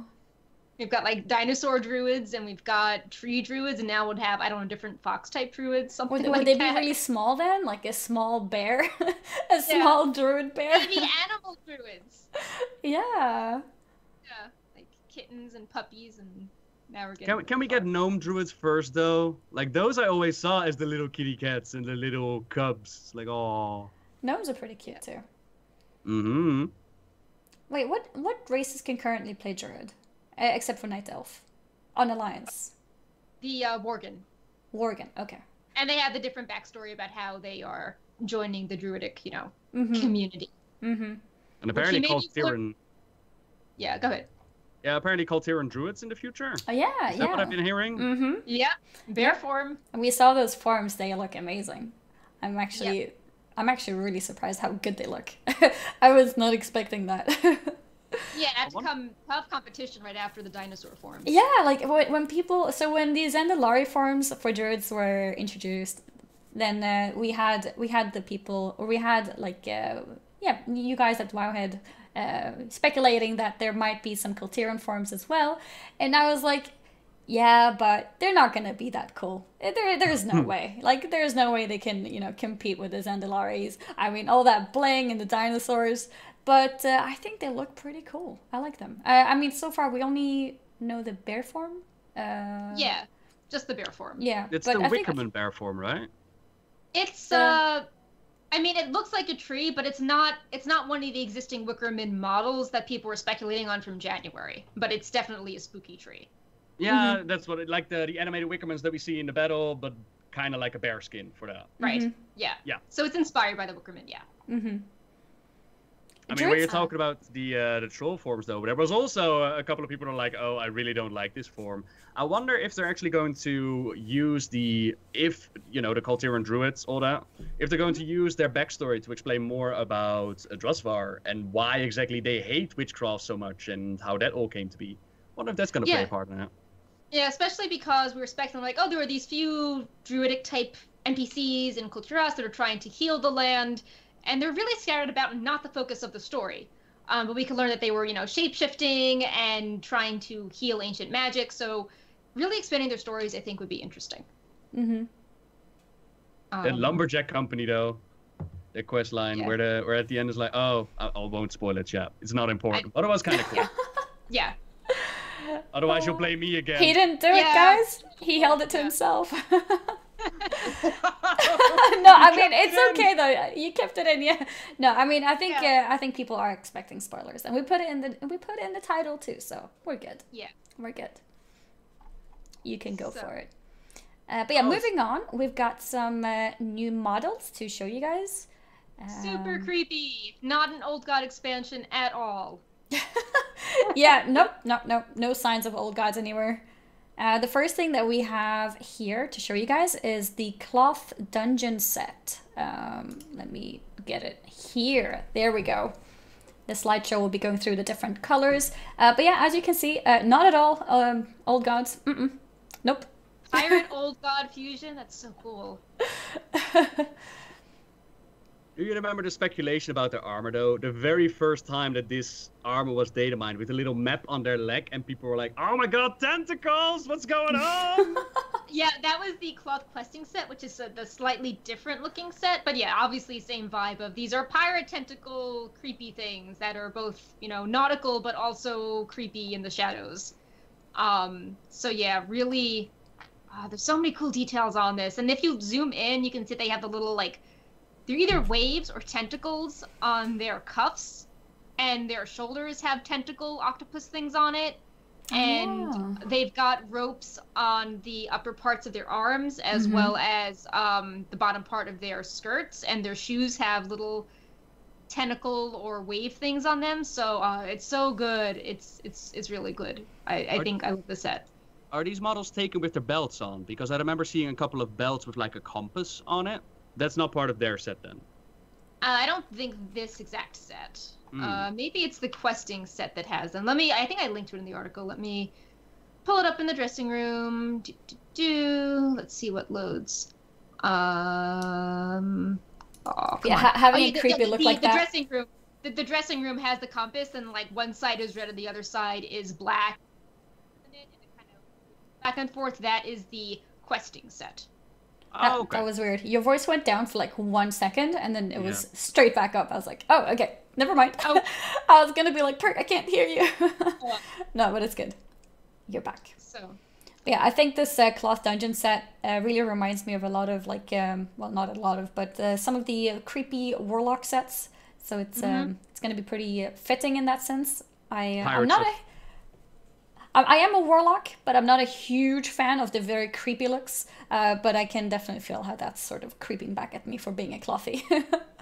This reminds me of how Blizzard was talking about not trying to have one set for every class around a certain theme, but just going full on into that theme. Yeah. Because it would have been really challenging if Blizzard was like, well, what's the warlock version of a old god pirate? And what's the maid's version of an old god pirate? And like the priest version, but instead they're just like, okay, we're gonna fully like stick tentacles and ropes and nautical stuff on the same model, and like everyone gets this awesome, crazy model now. But I mean, it's just Davy Jones, right? From Pirates of the Caribbean. Like the entire zone is Pirates of the Caribbean. Like, come on now. We also, speaking of pirates, we also got some pirate hats to show off right here. We've got some different colors and slight variations of them. I'm not sure if the picture actually is different for each hat or if it's just the color. Yeah, actually, I just saw it. Yeah. The picture, the logo on the hat is also actually changing for the different hats. Take my money, Blizzard. Pirates hats, I am down. Take my money. But find a variation of pirate hats that we can probably transmog into. I would love if you could customize them almost like a tabard vendor, how it's like the pirate hat vendor, you pick your logo in the center and then the color of it and then the border color and create your own pirate hat. That would be fun. Yeah, what if guilds could do that and match it with their tabard? Yeah, guild transmog? Yeah. I love this idea.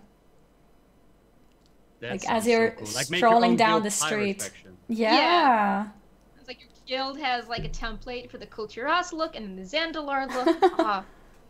I'm like super into this idea the more I talk about it. Just came to me like 2 seconds ago now. I was like, oh yeah, I want this transmog. I think we've gone through all the colors, and I wanted to show one more thing with the new bundles, and that is this lumberjack shirt right here. And is this one also a part of it's also Kultiran armor, right? Yeah, we're speculating it is because it has that gigantic saw in the center, and Nobbel just alluding to the lumber company trying to saw everything down into your card. So yeah. So we don't know too much about that shirt, but obviously it's the thing that's coming. That dude's looking buff though. Like he's been sawing his whole life. Look at those arms. Oh yeah, look definitely. At them. Maybe you need to start putting like the models on like the thin humans instead, being like yes, yes, please. So those are we skinny humans though? Yeah, are we gonna get like thin humans? Are we getting like, or we don't know yet if we're getting the different variations? Yeah, we don't know. They only have dude variations, so obviously an allied race would not just have skinny guys and not skinny ladies. No, that's true. That's true. But yeah, going on with the topics of the night, we are kind of connecting back into something that we mentioned earlier on. The final boss in the dungeon Siege of Borealis is now has been now changed to Behemat. I'm not sure if I'm saying it correctly. Behemat, Behamat, and we've got a picture to show you guys how it looks like. I shared a GIF on Twitter, and it was like, oh, it was so good. It just was like tentacles swaying back and forth. And if you go to the Wowhead page, you can check out all the animations in the model viewer, including this creature being upside down and flailing its tentacles. I wonder if he's tentacles going to everywhere. A ship. And we get like Trot going like, ahoy, I'm sailing. I want that moment again. Please, Blizzards. So, the old boss didn't have a description, and the overview just was like, Lady Ashvane is using Azeroth. But then this boss instead it's summoned from the depths by Lady Ashvane to destroy what remains of Borealis' defenses. Bahamut has devastated the harbor, capable of pulling entire gallons to the crushing depths. This Leviathan must be defeated before the Kulturan fleet is destroyed. And then that ties into the broadcast text where she goes, Queen Ashara, I implore you, grant me the power to bring Borealis to its knees. So this is the thing she obviously summons with the, help of Ashara. So instead of having Lady Ashvane as a final boss, we have Bahamut, which implies that Ashvane will survive and escape or go somewhere else. Yeah, we'll see her. She's got to be turned into a Naga. Calling it. Oh. Okay, Nobbel's calling it right here, guys. She will survive longer than Zool. Like, Zool's knocked out in the first raid, but she'll endure more. Yeah. I wonder if she's going to show up in the Azara raid, or if she's going to be a casualty amongst the Borealis and just not a boss, like a side thing to be killed. Because wouldn't that be so sad? If it's like she summons, it's like, Gashara, grant me your power, and then summons Bahamut, and then it's like, oh, I'm random dead casualty. Yeah. Whoops, collateral damage. No, I think she probably will have a more important death than a random death among the Borealis. Dialogue as well, like, oh, I'm dead now, and then she just dies. Oh, woe is me. Yep, that's it for me, guys. Bye. I'm looking up the data mine dialogue to see. I could have sworn there was like an of why should we help you. I'm gonna look it up. Let me let me see if I can find it too, because I probably summarized it somewhere. Probably. My life for Ashara, Abyss take you. I will never surrender the city to you, Ashvane. Why would I save a failure, Ashvane? There you go, that one. Yeah. Oh, yeah. That's a good point. Yeah. So maybe she does not get any help after all. So yeah, here it says, I will never surrender the city to you. Surrender, you misunderstand, my lady. I want to watch you while your city burns. So this implies an Ashvane, Catherine dialogue. Yeah. And then it's suddenly, why would I save a failure? And then it goes on to, like, will she go onto the floor and die in that moment? Oh, it was then I see now that entertaining her delusions of taking the city were a waste of my efforts, a mistake I will now gladly rectify. You will serve as an example of what happens to those who invoke my wrath. Let Azeroth tremble at my power. Which doesn't really sound like a Catherine thing. That sounds like an Ashara thing. Yeah. Yeah. I don't think that was Catherine. Yeah. Yeah, no, that's a good point. That's a good point. Yeah. But again, it doesn't specifically state if she goes down or not, because then later dialogue is like, oh, Ashvane is in league with Azara. Interesting. It doesn't really imply that she's already dead and gone with. Yeah. So, yeah. There are also a few more minor dungeon changes, which actually we were discussing outside of the show, but we know that Dread Captain Lockwood now has a description, and that boss now has the Azerite artillery that formerly was assigned to Lady Ashvane. And we also discovered that while the Dungeon Journal data mine shows 5 bosses, 1 is for the Alliance and 1 is for the Horde. And we're like, oh, maybe this means that the dungeon will have something tied into the story for both factions if there's a reason why they fight different NPCs. But Nobbel and I weren't so sure, because Nobbel made a joke saying, haha, what if they just had the same abilities with different names? And surprise, that's what they have. Yep. Yep. Got it. So you have Chopper Redhook, who is the Alliance boss who's feared throughout Kulturas, supported by the Irontide forces. And then Sergeant Bainbridge is the Horde boss, who is a devout officer that vehemently enforces the will of the Kulturan Church. So maybe there still is potential for some story. Like, it's still cool that there is faction-specific bosses.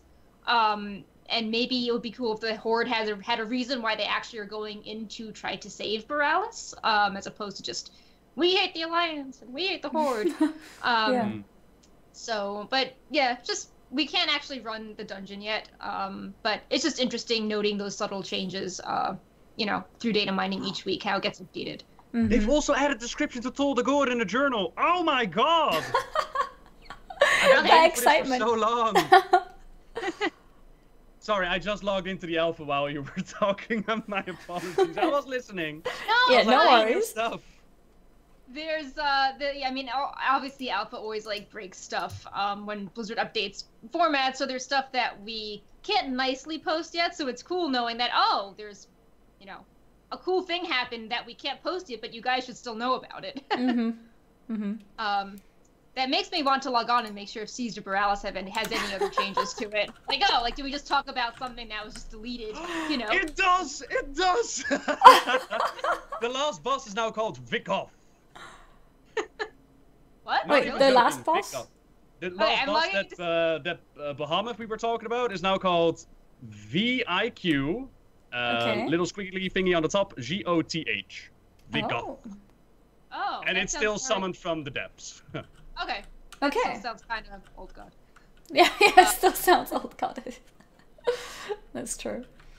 So it seems like there might be some alpha, like we're doing live. updating everything live, guys. This is the new Wowhead Weekly. Everything is live. As they're both looking into the alpha to see if there's anything else new going on. Speaking of dungeons, I thought we could go on and show you guys the model for the mummified raptor skull, which is a new mount that drops from King Dazar, the final boss of King's Rest. The model is right here. Some of you guys may actually recognize this model. It shares model with the mount that you get from the deluxe edition. Well, the Horde version of the deluxe edition of Battle for Azeroth. So those of you guys who are not planning on getting the deluxe edition can be happy to know that there will be a way to get the mount in game. This also means that the Alliance actually has a chance to get a mount of this model in the game as well, since the deluxe edition version is only for the Horde. And this one is the one that drops off the first king, right? From King Dazar. Yeah, so it's most likely the mount of the very first king of the Zandalari. So that's pretty cool. Yeah, and he is the one that Nobbel was referring to as the king that was kind of mind controlled by Zul and knew he was having to serve Zul's bidding, but was pretty annoyed by the situation. Like, he's like, yes. You know, these intruders will die, but I need not listen to your prattling while I make it so. Silence, prophet of lies. My legend will outlast yours. This is why you are nothing. And then there's some dialogue when you save him being like, oh, I serve debt, so I no longer... you free me from a cruel fate, but Zul is merely a puppet in a larger plan. So, yeah, he definitely does not want to, not enjoying being held captive by Zul. And the dungeon fight is talking about how he mounts his raptor Tzala, who has the same model as this mount, so it's likely the connection there. Yeah, so it's most likely his mount, or, well, the same looking mount at least. In case you guys want to be reminded of how the mount from the deluxe edition looks like, it looks like this. So it's a lot more blingy, a lot more gold. I think someone pointed out, I don't know if it's true, but someone pointed out that the this version here, so the one from King Dazar, has some extra details which makes it look a little bit more old. Not just in terms of color, but that the model itself is a little bit different on the texture, which is interesting. Yeah. I wanted to quickly interject with what Nobbel was pinging us in Skype about. Earlier in the show, we were talking about Uldir editions, and now that the Dungeon Journal is actually visible, we can put a few more things together. The first is that Zul is not visible in the Uldir Dungeon Journal, so maybe he's like a special mythic-only boss or something secret. We don't know. Okay. The second thing is that the encounter formerly known as Titan Discs has been renamed to Zek... apostrophe VHOZJ, and it has a really cool like Akir old god brain model.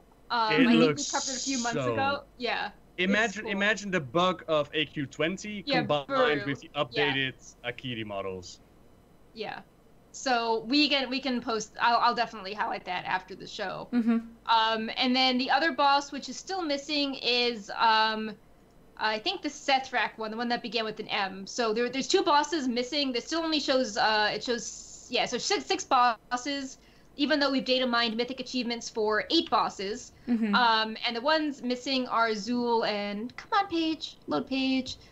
The other one that's missing is Zool and Mithrax. And then the Titan Disc one was renamed to Zek Vajaz, who still is involved with the Titan Disc. So the encounter didn't change too much. They just gave it a nicer name. So that's. Well, it sounds more hype than like this is the Titan Disc encounter. We are now back in Uldaman. Oh, Cat, don't sit on that. Yeah, but like Chad is saying, like we can't pronounce this. Give us something we can pronounce. The Z encounter. It's the Z encounter. The Z encounter is what you said. Z, yeah. Oh. Well, cool though. Yeah, that's alpha for it, man. On a single day, new stuff can drop in. Yep. Oh, I love these moments. Yep. It's been kind of fun just, being able to give our, unfiltered thoughts on the stuff as it happens. Yeah. So, yeah. So, yeah, we have some profession things we wanted to cover quickly-ish. Not as hype as the new dungeon stuff, but some interesting updates over the last, a week or so. There's suddenly a lot of static in the background. I don't know if that's anyone. I just suddenly got paranoid. I don't hear any static. Me neither, no. Okay, maybe I blame the cat who's now sitting on the desk. Oh, poor Brightpaw. Brightpaw, I know how blame it feels, him. buddy. I know how it feels. How it feels to be blamed. Yeah. Well, I would never blame you for anything. He walked on the keyboard, so I blame him for doing something. It changed after he walked on the keyboard. Okay. Yeah, so, maybe it's something in the cables. Yeah. But yeah, professions. We have one interesting thing here. It's a scrapper. Is it an item or like an area? It basically allows you to turn your crafted gear into raw materials. And after some testing, it seems like it's averaging out to give back about 50% of what you have put in, which is really interesting because nowadays, if you craft something, unless you're an enchanter, if you don't need it anymore, you'd normally just throw it. If you're an enchanter, you could just disenchant it and get the materials that way, which at the beginning of an expansion could be still worth something. Yeah.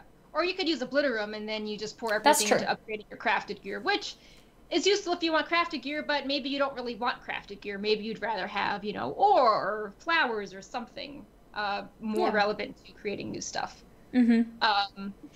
I mean, because you can sell a lot of these crafted gears as well, but, if you're crafting a lot in order to skill up your profession, you end up with a lot of them. And, they don't always sell straight away. So it's not nice, needing to list up 20 items all the time. Also, really good quality of life chains. If you click on the scrapper, you get a scrapper attunement buff, which says you can now scrap without confirmation. So you don't have to hit, when you like to continue, yes, after every single thing. As long as you're in the area, you can just, disenchant away. What if you disenchant something wrong? Well, you then... shouldn't be using it. Yeah. Use responsibly, kid. Use responsibly. Okay. I'll remember. Have you discussed about the first aid change, by the way? Oh... we were going to mention that as well. It's been mentioned a little bit in the past. It was never a confirmation, right? So we saw that the strings were changing. Yes, exactly. So now it's a confirmation. Now has tweeted about it. So we learned last month, we're like, hey, all these achievements are marked as legacy. Maybe this means first aid is going away. And oh, look, this bandage spell is now tailoring. And Blizzard tweeted, in Battle for Azeroth, any crafts you've learned in the past will still be there and not need to be relearned with the exception of first aid. Tailoring and alchemy crafts, bandages, and anti-venoms that used to be in first aid will have to be relearned. Yeah. So, also useful field medic, that will be legacy, and that rewards the sweet field medic title. So, if you like titles, get on that now, not... when it's gone, because then you can't do it. and that's the one where you need to go around and do the quest for first aid in Legion, right? Oh man, I need to get in on that. And it's pretty rare, because you have to kill certain mobs for certain quest items, and some of them are more rare than others, so it's not something you can just go in and finish in one day. Well, at least when I tried doing it, it was really rare. So I actually gave up after getting like half of them. And I've just sort of trying to get them like slowly but surely. But now, knowing that the achievement is going away, I'm probably going to get back into it because I need that. That's a good idea. So first aid moves to tailoring. We were discussing this on stream the other day, and I was like, you know, who still uses first aid? But someone mentioned, well, I still do the green boss in ICC that needs healing. I'm like, oh yeah. Yeah. I think that's like the only use I've heard of in the past 5 years. Yeah, exactly. So I wonder if they're gonna do something for that. Well, like, I mean, if tailors make them, you can still buy them, right? Like, tailors can craft them, put them on the auction house. Yeah, so it's not like, oh, well, the bandages are disappearing. It's, you know. They're just in a different source. I mean, maybe it's not so convenient because that means not everyone can make it. Because tailoring, you know, takes up one of 2 main profession slots, whereas first aid was something that every character can have. But it shouldn't be too rare. It should still be like a reasonable price on the auction house. End of an era using first aid. Yep. I remember many years ago. It's funny how like there's actually a lot of people very upset about it, even though they probably don't really use it. I think it's the feeling of like just losing something, you know, like you have it and then you just lose it. It feels and especially bad. if you can pick it up from a tailor and be like, I can still use it. Like, what's the big deal, right? Yeah. Then it's like, what? Like you're stealing my skill. Oh no, not my first aid. Yeah. Oh, bring it back. But it seems like most of the items are going to tailoring, or most of the recipes are going to tailoring, but there's a couple that are going to alchemy as well, right? So the anti-venoms. Yeah, the anti-venoms. Were there any first aid patterns or recipes that were actually rare? I was trying to think about it. I thought there was a few anti-venoms that were kind of rare. Like they were world drops, maybe, if I'm remembering correctly. Like pre-cataclysm. I'm not sure, though. I don't think too many of them were rare drops. Okay. Because I remember with cooking, like cooking is also one of those skills or professions that everyone can have. And with cooking, there was the legendary, not legendary, the epic, what's it called, that table? Is it Dirk's something? Oh yeah, Dirge, the AQ recipe, the kicking chops. That's it. Yes, that one. Like I know that one is. I paid quite a lot of gold back in. I don't remember what expansion it was. So having cooking removed, that would have made me sad. So I was trying to think back if I had spent a lot of time or gold onto a first aid recipe, but I couldn't think of any. Yeah, there's just maybe one I could think of. Maybe my mind's fuzzy. I'll take a look after that. Yeah, I'm gonna take a look as well. Yeah. It sounds. I think it was like a poison removal to get back. Yeah. It was like a level 40 poison removal. Yeah. Something like that. How do you remember Dirge Kicking's chimeric chops? I had to Google this one. I'm like, what is this? We did a cooking show about them, so I had to write up a little blurb about them and explain where the cooking recipe came from. So it's kind of fresh in my mind. Eating this will give you a whopping 13 stamina for 15 minutes. Yeah, baby. Wow, that's amazing. I need to use that next raid. Yeah. I'll survive. Deep rock salt. Do you remember deep rock salt? There's the little engineering device you had to use. Yeah. And then... Bad times. Yeah. Wait, what did you have to use that for? You had to make the recipe with that, and you had to like craft the salt. It wasn't just like, oh, it's salt from a vendor. You had to like. Oh. Yeah, you had to get like a specific salt, and then had it like a daily cooldown. You could only use one a day. Yeah, yeah. I recognize that. It's funny though how the game has changed over the years with how many things have been added and removed, like quivers and all that. I still wonder where they're actually going to add the quivers. Didn't they mention it like 2 BlizzCons ago? Like quivers are going to be a thing again.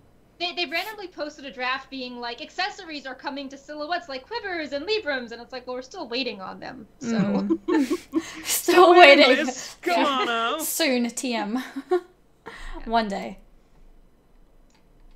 My cat is wrapping his body around my arm, so...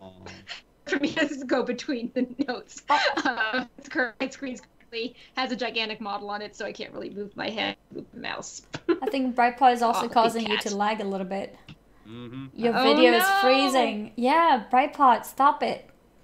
Don't do it. Don't do it now. You can mess with the internet later, okay? Yeah. No, it seems like you're back now, though. Oh, good. Yeah, He's looks still good. on my arm, though. Okay, it wasn't Brightpot's fault, guys. Maybe it was Nobbel's fault. Yeah, let's blame Nobbel. Let's blame the bush. Yeah. Let's blame the guy in the bush. What has the guy in the bush ever done to you? I'm just here. You're in Dalaran. Like, we're sitting here in our rooms. Like, I want to be in Dalaran too. I'm not right, Pa. Let go Hashtag of my blame arm. Nobbel. Good Okay, just cat. all you gotta do is go like a 30-minute scenario, and you could be right here in Dalaran with me. Easy. 30 We got minutes. artifacts. We got But that's more Khadgar than 1 for minute. ya. That takes too long. I want to I'm be there sorry. now. Gotta be worth it though. It's a beautiful city. It You is. can fish in a fountain. Brand new coins for you to collect. It's great. Oh my god. Okay, I'm sold. I'm going, guys. I'll see you later. But yeah, that wraps up most of the things, most of the new updates for the past week. The next topic we're gonna go into is something that we discussed a little while ago during the show, the Chronicle Volume 3. So we mentioned this last week as well. There were lots of pages that we were able to preview, and you guys as well if you had to click the article. And we have, I believe, one more new page, which is now available for us to take a look at. Yeah, this was a page about Magtheridon. Okay, Brightpaw has now disabled the mouse. It was on Magtheridon, and we have some really cool artwork showing Illidan and Magtheridon. And I believe some people are curious because in the original story, it was about Illidan facing off in Hellfire Citadel, and now in the Chronicle lore, he's facing off at the Black Temple. So people are noticing like little things that are changing in the story in Chronicle, and are curious how it'll all come together. Mm-hmm. If someone else wants to talk, that would be great, because I need to disentangle this cat from my arm. I actually have a picture as well to show you guys. So let me get that one up here. I'm trying to remember which version they actually used for the Illidan novel. No, it might this be is that they not go it. with that direction. Hang on. Yep. Magtheridon, eh? Yep. The power of Google. There it is. We got the pages up now so people can see the artwork as well. Oh my Can god. people see him? Oh. Wait. Okay, we're gonna have to show that. Look at Brightpaw. Brightpaw wants your elbow. I know. He's like You know, biting. like the lion sweater. Now he's just sitting in front of the screen. No, off of the arm, baby. Aww. Yeah. That was hilarious. Exactly when I changed scene, like Brightpaw is all over the camera. Can't even see Perk anymore. Oh. Does Perk have a Twitch channel? Perk, do you ever stream? I need to get a new computer, and then I will sort it out. Baby, what are Cool. you doing? So we got some but more yeah, I'd Brightpaw like to action. stream more alpha. My computer just is, it's a Mac, and it's kind of cranky with streaming, but I'd like to do more on Wowhead's channel. I mean, Okay. you said it was a Mac. That was all you had to say, to be honest. Yeah. And Yeah. maybe I should do an IRL stream where I just deal with the cat rolling around and Yeah. being hilarious. Like now. Oh, now he's on my other arm. No, just the right arm and the left arm are bad, baby. Oh, so cute. Yeah, I'm jealous. I also want a little cute kitty to cuddle with. Cat is triggered. No, cat is comfortable. Yeah. Very comfortable and happy. He's getting attention. Yeah. He's totally fine with this. Mm-hmm. Yep. Do you think you're okay now, Perk? I mean, he's not attacking my arm, but he's wrapped around my arm. So I think we're fine for now. Okay. If he starts scratching again, then we'll try to remove him. Okay. Okay, we're fine. Well, back to World of Warcraft. Back to World of Warcraft. So I've got the pages here shown, the new pages that are in addition to all the other pages that we looked at last week. And the topic on this one is the binding of Magtheridon. And you can also see the art there on the right side of it. Yep. And Chronicle Volume 3 will be out, as we mentioned earlier on the 27th, which is in a few days, actually. It's very soon. Yeah, less than a week. Yeah, it's less than a week. It's less than a week away. So very excited. Yeah, I'm a little bit quiet on this topic. I mentioned this before we started the show. I have not read up on the little previews in great detail as they've been released. I've actually been saving myself for the full book. But the bits and pieces we've seen so far, it is well cool to see though. Like the artwork is brilliant as always. I'm a little bit doubtful what they're doing with Arthas and the Lich King story, though. I saw a preview where they mentioned that not only did the Lich King, not only did the Lich King, just want to scourge the world and cleanse it. No, it had to be because of the Void Lords, and I'm like, is that really necessary, though? Like, really? But hey, I'll reserve judgment until I've actually seen the entire book. That's for sure. Yeah, that's fair enough. That's fair enough. We can go from here to the next topic, which is also some live news or live topics, I guess we could say. So Cross Realm Mythic and Taurus is apparently already in place as of March 20th. I actually had no idea of this, and it's already been 2 days. Have you not been plugging Mythic? What? Yeah. No, I haven't. Yeah.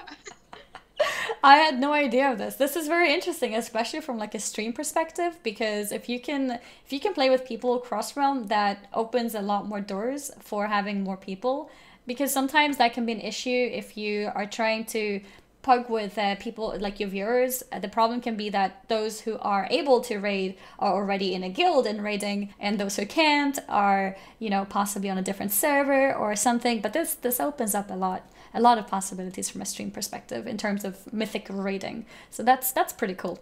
I had no idea. It's also interesting to speculate on what this means for the expansion. Back in Hellfire Citadel, we had roughly 5 months of regular mythic and then 9 months of cross-realm mythic.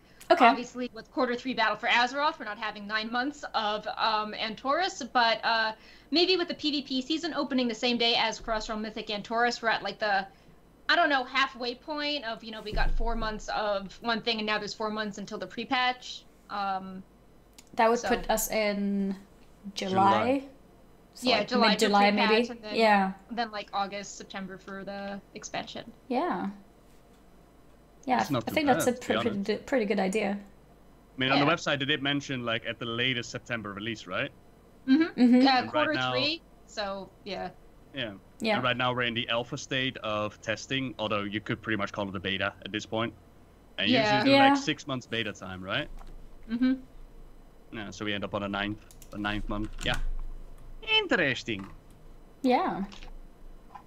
Yeah, it's always fun looking at dates and to try and guess when things are gonna be. Yeah. Well, we should be checking out those castles on the Broken Shore, shouldn't we? Like, they apparently foretell the future. Oh yeah, they were channeling something, and then I think that ended with the Seething Shore open. So maybe that's what they were channeling. Yeah. Okay. Yeah. So there's no new channeling. They're just chilling now. Not that we know of. Okay. Yeah. It's beautiful, those little touches they've been putting in, though. Yeah, if definitely. it's really a thing, and if it's not just random. Yeah, I think so far they've kind of been pointing towards something happening. I think that there's like a mad engineer that's just like, I will put this in. I have decided. And there will be documentation so no one can ping it down onto me, but I have decided it's being put in. Yeah. Someone will notice it. Someone will. Yes, Reddit will notice it, but not anyone at Blizzard. It's like, it's hard enough keeping it a secret. Okay, guys, I'm gonna put it in the game. No one will know what it's about, but I will feel better. Yeah. I really hope the next expansion is going to have a couple of more puzzles for the community to solve. Oh, I doubt yes. I hope so too. Yeah, it's such a success. I'm sure they'd add some of those in. Yeah. I personally love the maze for that mount. What did you think about that, Nobbel? Did you say you loved the maze? You didn't like it? Oh, no. Really? Did you do it with an add-on or did you do it pure? No, I did it like on paper. Okay, so you did it pure. No. One evening I got to the maze part. I turned on the stream. I was like, just for an hour or something. It's late. It's gonna be fine. I turned on the Lost Woods music from Legend of Zelda on repeat. After around 30 minutes, I was losing my mind. It took me like 3 hours to get through it. Oh god! Wait, so you're like looping through the maze, and then you're looping through your music. I didn't make a map. I wasn't smart enough to make a map. I did not know what was going on. I was like, well, we'll just see where we end up. Oh, you were just randomly walking around hoping for the best? Got it done. And you got it done. Well, that's impressive. How long did it take? 3 hours-ish, something like that. Okay, that's not too bad for just randomly walking around. Because, I mean, it's technically possible to walk around, like, endlessly and, like, just not find it. It was cool how they developed it, though. It was very, very cool. Yeah. The feedback of I loved it, you're like the first person I've heard say that I loved the maze. I haven't thought about it. I just knew that I personally liked it. I haven't really like discussed it with others. I've mentioned it on stream, but you know, I don't know. I haven't really thought about what other people think. And Scapfish is trying to bring up the mail sorting ordeal. Oh, have you done the Una quest line? Oh, yes, that's so, yes. yeah. And we talked about it as well on the show. The mail sorting achievement at the end, it's not a big deal, right? It takes you like 15 minutes, 30 minutes to get done, right? Yeah. 4 hours. I spent 4 hours trying to sort the mail on time. Really? And people were like, how is this possible? You know the lore, but you don't know these locations? Like, I'm sorry, I don't know. I didn't know either, but what I did, so I did it on stream as well, and I basically, like, when I didn't know a place, I would ask chat, okay, so where is this? And then they would, you know, because they start repeating after a while. Yeah, and people were saying, like, you could just use this list on Wowhead. And I was like, no, I don't want to, because I won't remember by reading. I need to, like, remember by, like, going through it and not knowing it and then being told, because then my brain will go, like, okay, I got it. And then I think it took me, I don't know how long, maybe like 30 minutes to an hour, and I got it. Wow. Yeah, at some point I installed that they had like a string going on that would put the locations above the mailbox. Even then, it took a while to get done. Yeah, that was great. It was like, all you had to do was aim your camera just right, and it would tell you. So at some point, I got like an indication of where they were supposed to go, but it was like a little checker reference. Yeah. And like Chad is mentioning, I did have a few beers, you know, just a couple, okay? Okay, yeah. Oh. That explains a bit. Yep. Was one evening. Just a couple, you know, only 5. Yep, got it. Someone says, love the cat. Yeah. We love Brightpot too. We even have an emote in the chat. Yeah. Yeah, he left us. Yeah, he's like, okay, I got my attention. I like mauled her arms. I was on the camera. I was disabled the mouse several times. And now I'm in the other room. I put his bed here, but he's like, no, I'm running around the house. Aww. So now I might sneeze because I have like cat hair everywhere. That's okay. No worries. Yeah. And Brightpot's like a stray you just randomly found, right? Yeah, he was a stray in the parking lot that was crying when Panzer was visiting me, and she has a lot of experience managing cats. So she actually like worked at a vet for several years, so she was all like, you know, this is a stray, like someone abandoned him, like he's so skinny, he's dehydrated, let's, you know, get him food and take care of him. And then he would not leave the place in the backyard. He just kept coming back to the same place and was super noisy and was like pawing at the door wanting to be let in. Yeah, we decided to take him in, and super energetic, super cute, first cat I've had. Yeah. So he's around a little more than a year old now, we think. Time flies, wow.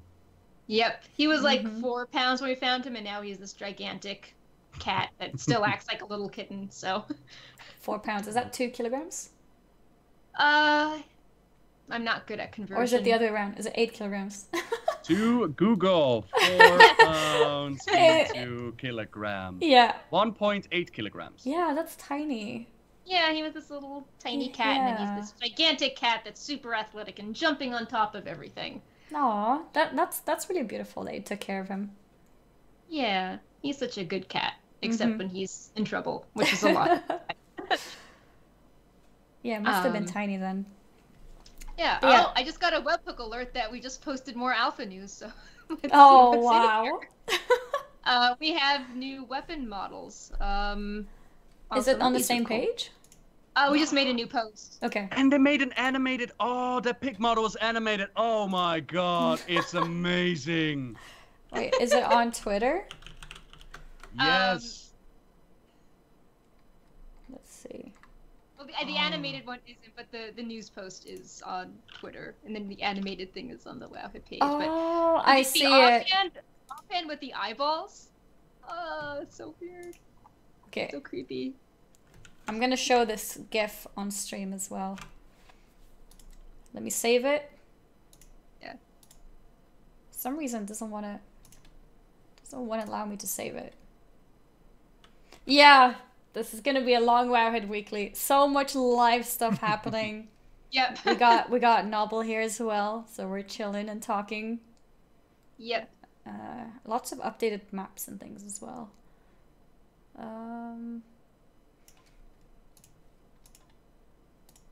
Okay, it's not allowing me to save the GIF. Well, I guess I could just show the whole screen for it. Yeah, that's fine. There's also new data mine dialogue coming in. Oh man, this is gonna be juicy. Oh yeah. Ready? That's right, princess. Yeah, be seeing how hopeless this whole fight be. Cahoon be an old god, and me people fight be hopeless. Oh man, oh man. There. Now the GIF should be visible. Yeah, I had to take the whole page because I couldn't save it for some reason. But there it is. Still curious that they call Cahoon an old god still, whereas in the interview they mentioned Cahoon was like an experiment gone wrong.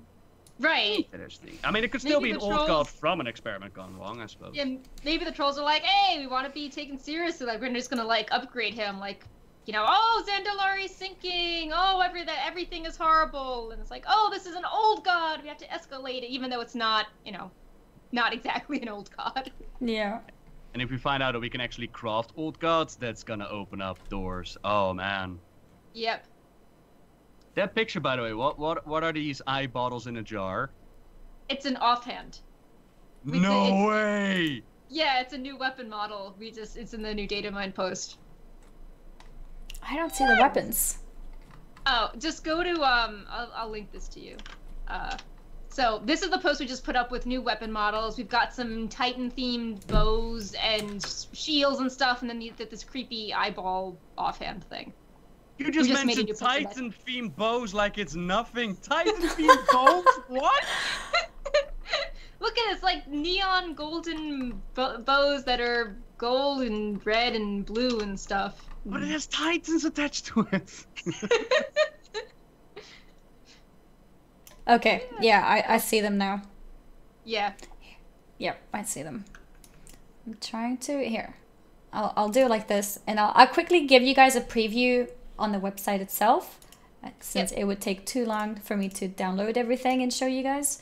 So just to give you guys an idea of what we're talking about, this is it. This is it here, and I'll scroll down throughout the different things as well. I'll just make this a little bit bigger. There we go. Opening up the webpage though, always a risky move. It's okay. I wonder what those weapons are all about, the engineering ones. They look very interesting. So, I have a few theories. I think that the Titan ones are from Uldir. I think that the eyeball thing is maybe from like Waycrest Manor or a Drustvar place. And I think that every dungeon gets like one model that's unique to that dungeon. So there's like the hook from Freehold, and there's like a creepy tentacle from like Shrine of the Storm. So maybe this engineering thing is from like the, I don't know, the goblin themed, like isn't Kazan something? Maybe it's from that. Does a Kazan have like a slot machine that you find? Do you think we'll take its Yeah, arm? the coin-powered slot machine. Yeah. Replacing artifacts with the arm of a slot machine. You know, just another day in Azeroth. Yep.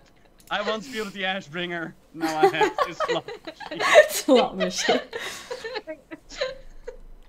The eyeballs are seriously creepy, though. Oh, that's a good point. The shield does look a little bit like the mage mounts. Oh, yeah, you can just... Oh, too bad the mages can't use shields, because it'd be perfect. Oh, yeah! Like, match the color with it, too. Good point. Yep, you got the 3 tints for the 3 specs. Yeah. Yeah. I'll show you guys which one we're talking about. These. Yep. Got the fidget spinners. The sewer potholes. Mm-hmm. Poor mages, man. Poor mages in the claws mount. Never forgetty.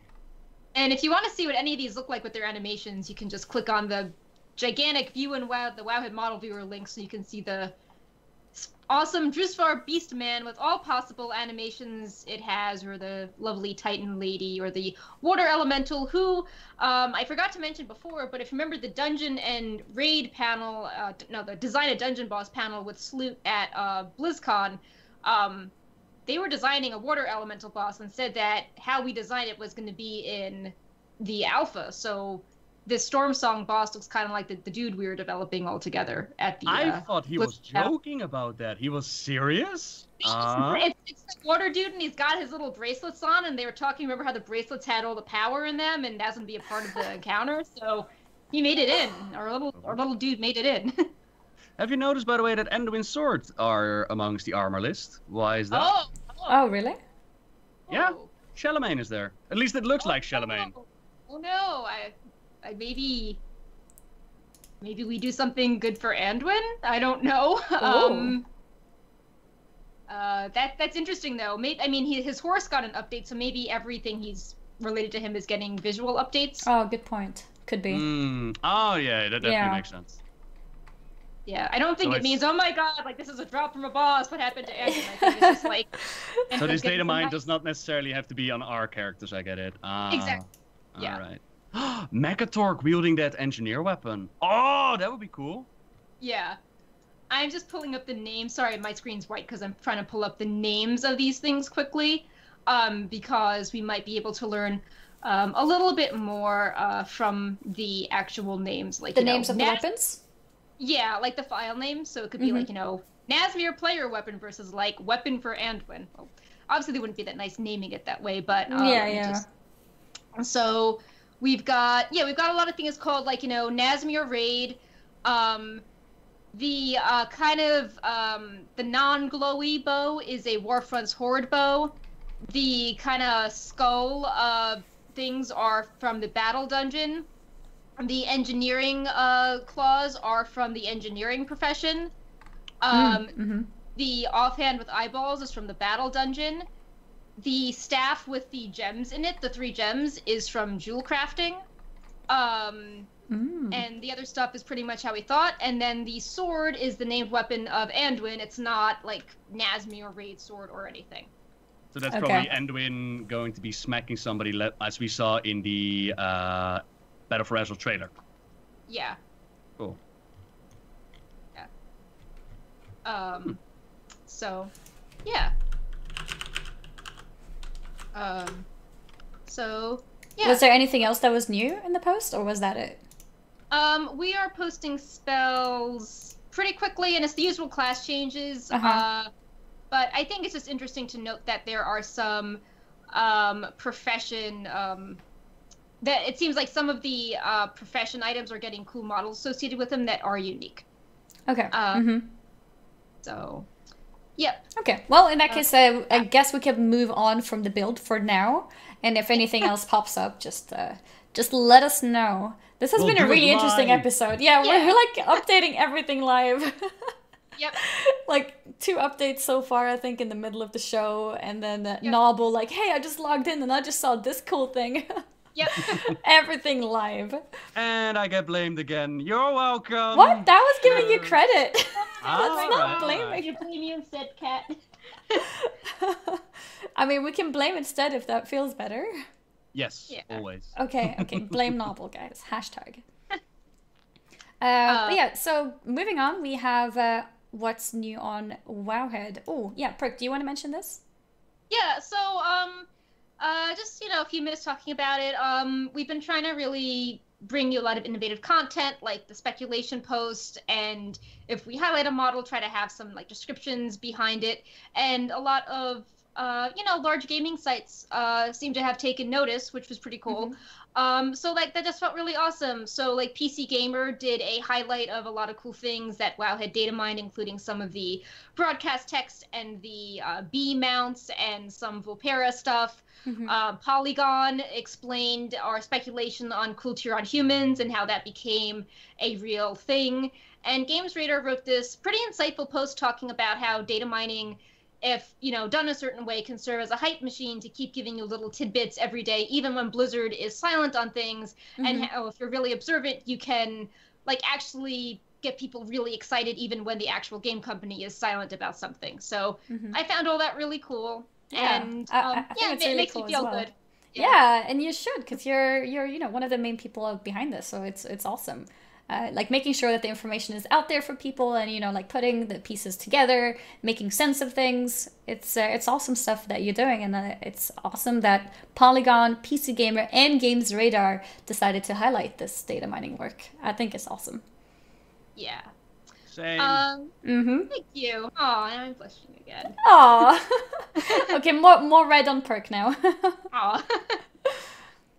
And finally, just to wrap it up with some things on Wowhead you should check out besides the lovely Nobbel Chronicle post. Which has a giveaway, right? Yes, a giveaway, but it's also tons of really good research that we both spent a lot of time on. Yes, that's true. I like how Nobbel is like stuff, okay? Yeah. You did some work. Yes, you do. Was a good promo though. Very proud how you slid that one in right in there. Yeah, it was a pretty good plug. It was a pretty good plug. Yeah. And Perk's like, wait, but don't forget about the work. Yeah. I spent hours on that. Yeah. We did a State of the Shamans class post every Monday. We do a post highlighting what people in the community think about the class changes. Mm-hmm. We also started up a user guide spotlight post because a lot of users on Wowhead like having creative guides. So we're going to highlight, some off the beaten path ones, to just sort of share the love. We always highlight when a staff does a guide. So we want to highlight when someone just has a cool idea and does it for fun. Mm-hmm. And I think the specific one was about transmog. Yeah, it was like Alliance and Horde transmog looks. And I think the upcoming one is on battle pets. Okay, cool. And we also have our weekly economy roundup with gumdrops. And in this post, there is there is a giveaway, not specific to Wowhead, but they hit 20,000 users in their economy Discord server. So they asked a bunch of sites and personalities to like donate premium or amounts and stuff like that. So definitely check that out as well. If you like making gold or the WoW token, or you are worried that the WoW token prices will go up if Call of Duty is now part of the BattleNet, logging in ecosystem. So that's about it on my end for Wowhead stuff. I'm gonna give this one more refresh and gonna answer some user questions. I feel like we covered a lot of the stuff that got answered. Storm Rager 001 asked, do we know if Zul is mythic only or a general boss given he has a mythic achieved data mined? I'm leaning towards mythic only because he's not in the journal yet. And some of the other guys we data mined, their names are in the journal. So I think he's a special like mythic only thing. Yeah, and that's something that we also did like talk about like briefly a little bit earlier as well. Yeah. Let's see. Dragnema says, have we run into any of our followers from Legion in the alpha, and would you like to see them return? Tess Greymane is in the Rogue class hall in Legion, and she plays a role in Tier Guard, so she's one example that comes to mind. But yeah, obviously it would be nice if your followers felt like they had merit and were hanging around at the capital cities, or maybe they could be some of the people doing island stuff. That could be a cool way to keep their stories going forward. Gonna be difficult though, considering that some of the followers are joining either your faction or the other faction. Example, they could fight against each other. Yeah, they could fight against. But they were friends once upon a time. They stood against the Legion together. Well, isn't that the whole point of BFA? Yeah. Together, and now we don't stand together. And now we don't anymore, right? Yeah, that was one of the reasons that felt like BFA did come a little bit suddenly with the whole Alliance and Horde conflict, because like we finally beat something together, and then like one expansion later, like okay, no, now the war is between us. Yep. That's a sweet Azeroth though, makes you go crazy. Yeah. Yep. Juke W is asking Nobbel to speculate on what Jaina was doing during Legion. Ooh, very good question. Well, we know that Jaina bailed on the Kid and Tor when she was like, look, I'm not going to work together with the Hordes. If you do, I'm out. And they voted, and she was like, okay, I'm out. The next time that we see her, she has like completely different outfit on, and the ship that she arrives on is a Kaltiran ship, which was really interesting since we kind of know that she didn't go to Kaltaras, or at least not back home. Ship could be a placeholder. Or what I would really like is a very nice touch if this is actually the ship of her father that sailed into Fedamore during Warcraft 3. If she like kept that ship somewhere, if they could like drop that in there, that would be such a nice touch. And what has she been doing? Sky's the limit, really. Some want Jaina to be part of the Sea Whisperers, as in she's working with N'Zoth and all that. I'm personally hoping that they're going with a more diverse character. When they asked the BlizzCon, like, Jaina has done bad things, she's an evil character, what do you think about it? They were like, yeah, Jaina's a conflicted character, has to deal with a lot of things, and we want to explore more. Mm-hmm. And I hope they stick to their guns. That's the expression, right? Yeah. Stick with it going forward. I wouldn't like to see a corruption influencing her, because that kind of devalues the actions that a character takes. No matter what you want to say about Garrosh, at least it was Garrosh doing it and not some outside influence. But yeah, pretty much like, what was she doing? My speculation, if I had to say something, she was in the same zone as we're going to encounter her again. That's like her little safe haven, and she is going to show us like, look at this stuff, isn't it neat? And she's going to sing a Little Mermaid song. I love how this is the second Disney reference tonight. Keep on going. I like Disney, all right? Me too. I love it. That's one of my favorite songs. It is a very good one. And she's going to pretty much show her, like, this is my little corner of the world. Here the Alliance and the Horde can't hurt me. Leave me alone, please. And we convince her, like, come back. It's okay. We're going to fight each other again. It's fine. Something like that. But yeah, like I said, it's very hard to speculate on something like that, because the possibilities are near limitless. If you want to say that she hung out with Sargeras for a bit, then that could be true. If you want to say she was that could be true. My personal hope is really, like, a mention of that ship would be great. I'm hoping that they're going to use, finally, that she absorbed the power of the Thunder King into her staff during a Mist of Pandaria. That's just never been used again. Whereas we do see the Blood Elves use their upgraded robots. That staff thing has never been used. And yeah, I'm hoping for a conflicted character. Like, this is the person that stepped away when Dalen was taken care of. And her people make mention of that. They have a song about that. Yeah. That won't be easy for her, you know? This is her home, yet she's not welcome here. And I would like to see that more fleshed out. As well as, I mean, at some point we have to come together again, right? Alliance and Horde has to face those threats that are taking care of the world. And I'm hoping she's going to flow with that. I'm hoping that they're going to do something in that direction. Okay. Yeah. I hope that was an answer. Yeah, that was a great answer. Yeah. It's coming from Nobbel. It's always going to be great. Waffles LFG, I think last question. Waffles LFG says, with all the activity in the ocean, what do you think would be the possibility of seeing N'Zoth appear again in the storyline coming in BFA?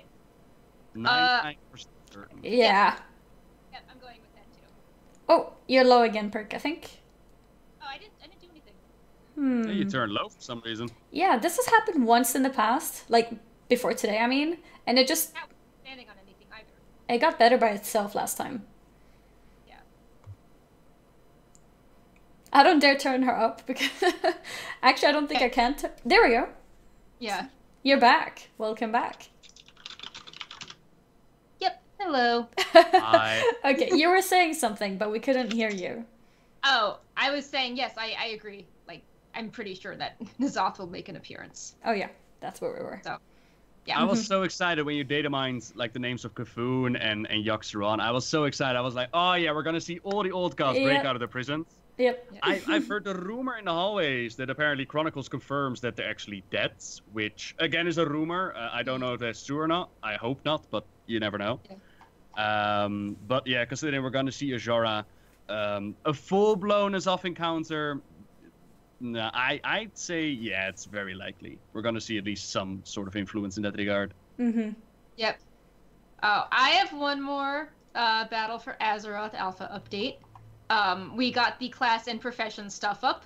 And there are 2 new enchants. One is called Cooled Hearthing, and enchants bracers to reduce the cooldown of your Hearthstone by 5 minutes in Kultiras or Zandalar. And Safe Hearthing, which is permanently enchants bracers to create an absorb shield around you when using your Hearthstone in Kultiras or Zandalar. And a lot of professions got like better sounding names. Alchemy and blacksmithing got no more placeholder recipes. So that's interesting. They use like Zandalari updated materials, and yeah, that's interesting. Your Hearthstone. Did you just say a bubble hearth wrist enchant? Yes. Yeah. You get a shield. Yes. Outrageous! That was our thing. You can't take our paladin thing. Well, I don't think you're immune, so paladins are still better. Yeah. So. Curse you, Blizzards! Why would I play paladin now? And I'm just scanning through the uncategorized spells, and it doesn't look like the Zandalari names are in for the racials. So Lol. that's There's a sorry to intercept. There's like a random portal in the port of Zandalar that takes you into the Motherlode, but you need to be a level 110 to enter. Like what? wow, weird. On the alpha? Yeah. Oh. But yeah, lots of good stuff. If you care about spells and all sorts of good things or professions, you can check out all the details. Ooh, there's a fun spell called Shul Nagruth Eye Tentacle Visuals. That sounds like an old god tentacle to me. Yeah. More tentacles. Yeah, I'm like doing a search in the post for N'Zoth. Oh, they removed the description of N'Zoth from one of the Uldir spells, and now no longer mentions N'Zoth. So that's What? sad. Aw. No. No, don't take it away. Yeah. Can't so just it has bait us like taken- that. Yep. Sorry. So wait, we have Feels Yaw. bad. Oh no, I think that has been a while. Like N'Zoth was never really mentioned by name, was he? No, it was you were vulnerable to N'Zoth's influence, and coming into contact with an orb of corruption will consume you. And they removed the line that you were vulnerable to N'Zoth. Oh, okay. So maybe he'll come back in the future. We can hope. But yeah, it doesn't seem like the most exciting build as far as I think the mounts were the most exciting thing, and the creepy pig people. Yeah. What was he? A beastman? A Drustar beastman? Yep. Yeah, that was it. That was it. Did we have any other questions? That was basically it. Oh, Rave Fox won the faction change code, so congrats to him. Oh, congratulations. Yep. And yeah, that seems to be about it. And Okay. yeah, thank you so much for this super long show that had Alpha just sort of appear out of nowhere. Yeah. Also had our first guest. This is probably So- our longest show. Probably. Yeah. I Really? can't see how long it's been, but I think... Yeah, actually, I see. It's been over 2.5 hours. I think we did have like one long show that time when Alpha Alpha versus- came out. Yeah. Yeah. But been quite a few updates tonight as well, and we also had Nobbel around, so we were able to dive more into the topics as well. So that was awesome. Yeah, very long and awesome show. Awesome. See, people enjoyed it as well. That's great to hear. But yeah, Nobbel, thank you so much for joining us tonight. We had lots of fun. I'm like saying we for Perk. Yeah. Oh, I had lots of fun. Yeah. It was great having you here, and I think the viewers also loved you being here. And yeah, thank you. Awesome to be here. Thank you very much for having me. And maybe next time, if there's gonna be a next time, I actually have a camera so you can see my face. Oh, yeah. Might be a thing. Yeah. Yeah.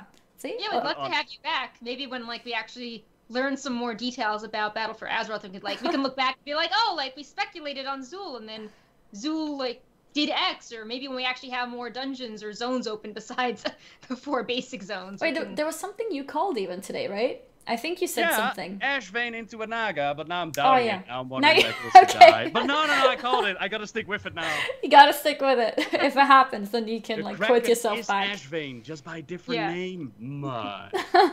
Sorta.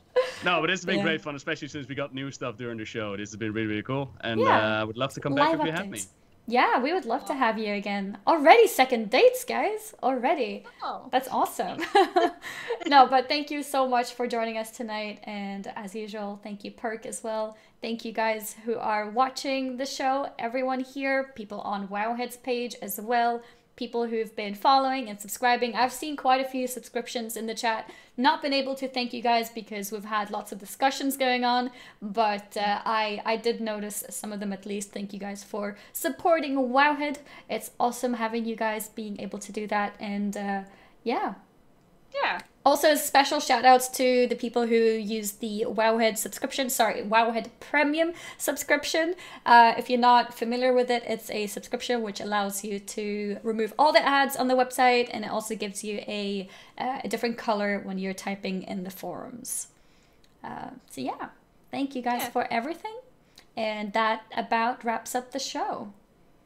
Yeah. So. Cool. Yeah. Do you guys have any last words? Yeah. Any last Y'all words? come back now, you hear? And anyone heard anything from the bush? Wow. It's like from the bush you can hear like, hello everyone. Hello everyone. You want some lore? I got some lore. Oh, what is this lore you're speaking of? Okay. Oh, no. I'm stopping this train before it goes too far. Okay.